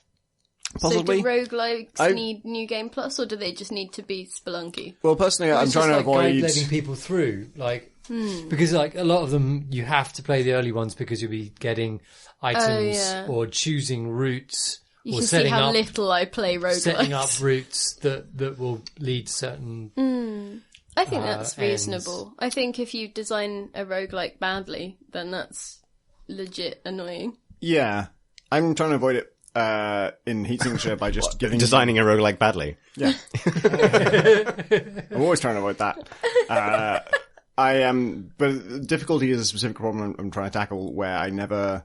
Instead of being, started easy and then I force you to go to medium, then I force you to go to hard, instead I just give you the menu of easy, medium, hard, audacious, mistake. That's the range of difficulty in these things. And at any from the word go, you have that option. You can go straight to audacious if you like. You can go straight to mistake if you like. Or you can stay on easy forever. You never are forced to progress. It's always a mission listing board where you have that choice. And so that's both in terms of how well are you progressing? How are you getting better at the game or not? And then also just some people just like missions that they can do. It's super just like to do annoying when something it where makes you, when the end game is really satisfying, but you have to trudge through the shit at the beginning again and again. Yeah. That's really annoying. I mean, the way it works in Spelunky, and I would say FTL as well, is that once you get good enough that the early levels are easy for you, there's still a game there because you're trying to optimize how many resources you get. It's like, in those early levels of Spelunky, I'm like, how many bombs can I find? How much money can I make so I can buy bombs later? And FTL certainly is like, get loads of scrap as fast as possible so that the first time you find a shop, you can buy loads of cool stuff and get a good build really early on. And so even once there's no chance of you dying in those early sections, you still have something to focus on. I don't really love that as a final solution to this because it means that the better you are, the easier you find the game. And ultimately, I kind of want you to be able to, no matter how good you are, still take on something that's really challenging for you, like where you're not sure if you're going to survive. But this feels like a reasonable grudge that when someone designs a game not well in terms of the difficulty curves and accepting that you'll maybe need to encounter it afresh the first time, but also the 100th time. Yep. Like, if you haven't figured that out as a designer, that is an issue. I'm okay with this going in. Any objections? Nope. Oh. Good. It's in the book. Please never do that voice again. Is that the EA voice? What? Is that the? It's in the book. It's in the book. Grudge. It's in the book.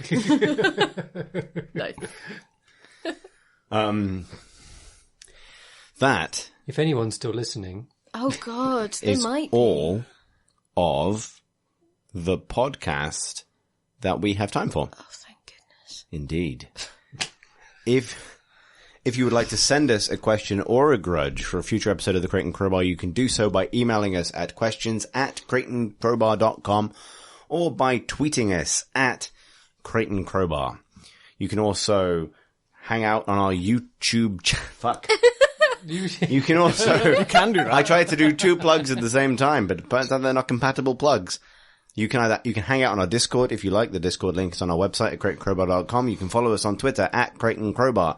You can visit our YouTube channel, youtube.com/Crate and Crowbar. Your subscriptions are very much appreciated, especially as we start planning more video stuff, as we announced last week. If you would like to support the Crate and Crowbar, we have a Patreon campaign at patreon.com/Crate and Crowbar. We have more information about what we're using your donations to support. First thing has been the Miniatures Monthly podcast that me and Tom Senior are doing. That is ongoing. We have some cool new things in the works.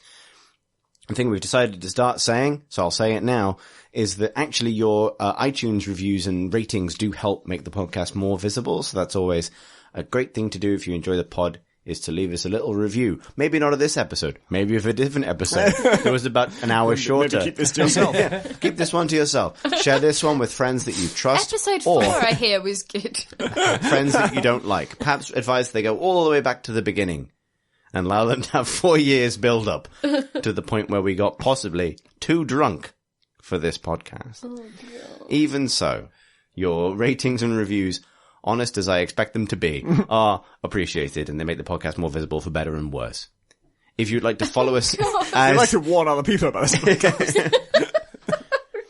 If you'd like to follow us as individuals, I'm on Twitter at CThurston, that's CTHURSTEN. Pip is... Oh, God, I don't want... Tom is... I'm at Pentadact, PENTADACT. Alex is... Rotational, ROTATAO. That's not right. Rotato. It's a new company. Context Corp. Rotato from Contenxt. BUNDVR. It's a rotating potato. CHEGG. Thanks for Bundvr. listening. No, wait, hang on. Wait. Pip, do you want a second go at your Twitter handle? Oh, God, I don't want anyone knowing I was here. Could you just leave me out? Okay, fine. Leave Pip alone. She'll be at Chegg.com. Well, hang on, could we get Chegg.tv or something? Just going on it now. Okay, cool. Oh, God. Chegg.cool. Ooh. Ooh. Ooh. Chegg.co.ol. Sorry, says BT. The website chegg.cool cannot be found. No one's got Chegg.cool. I can't believe this. Now that we've killed the Crate and Crowbar, it's time to Jump ship. To the unicorn.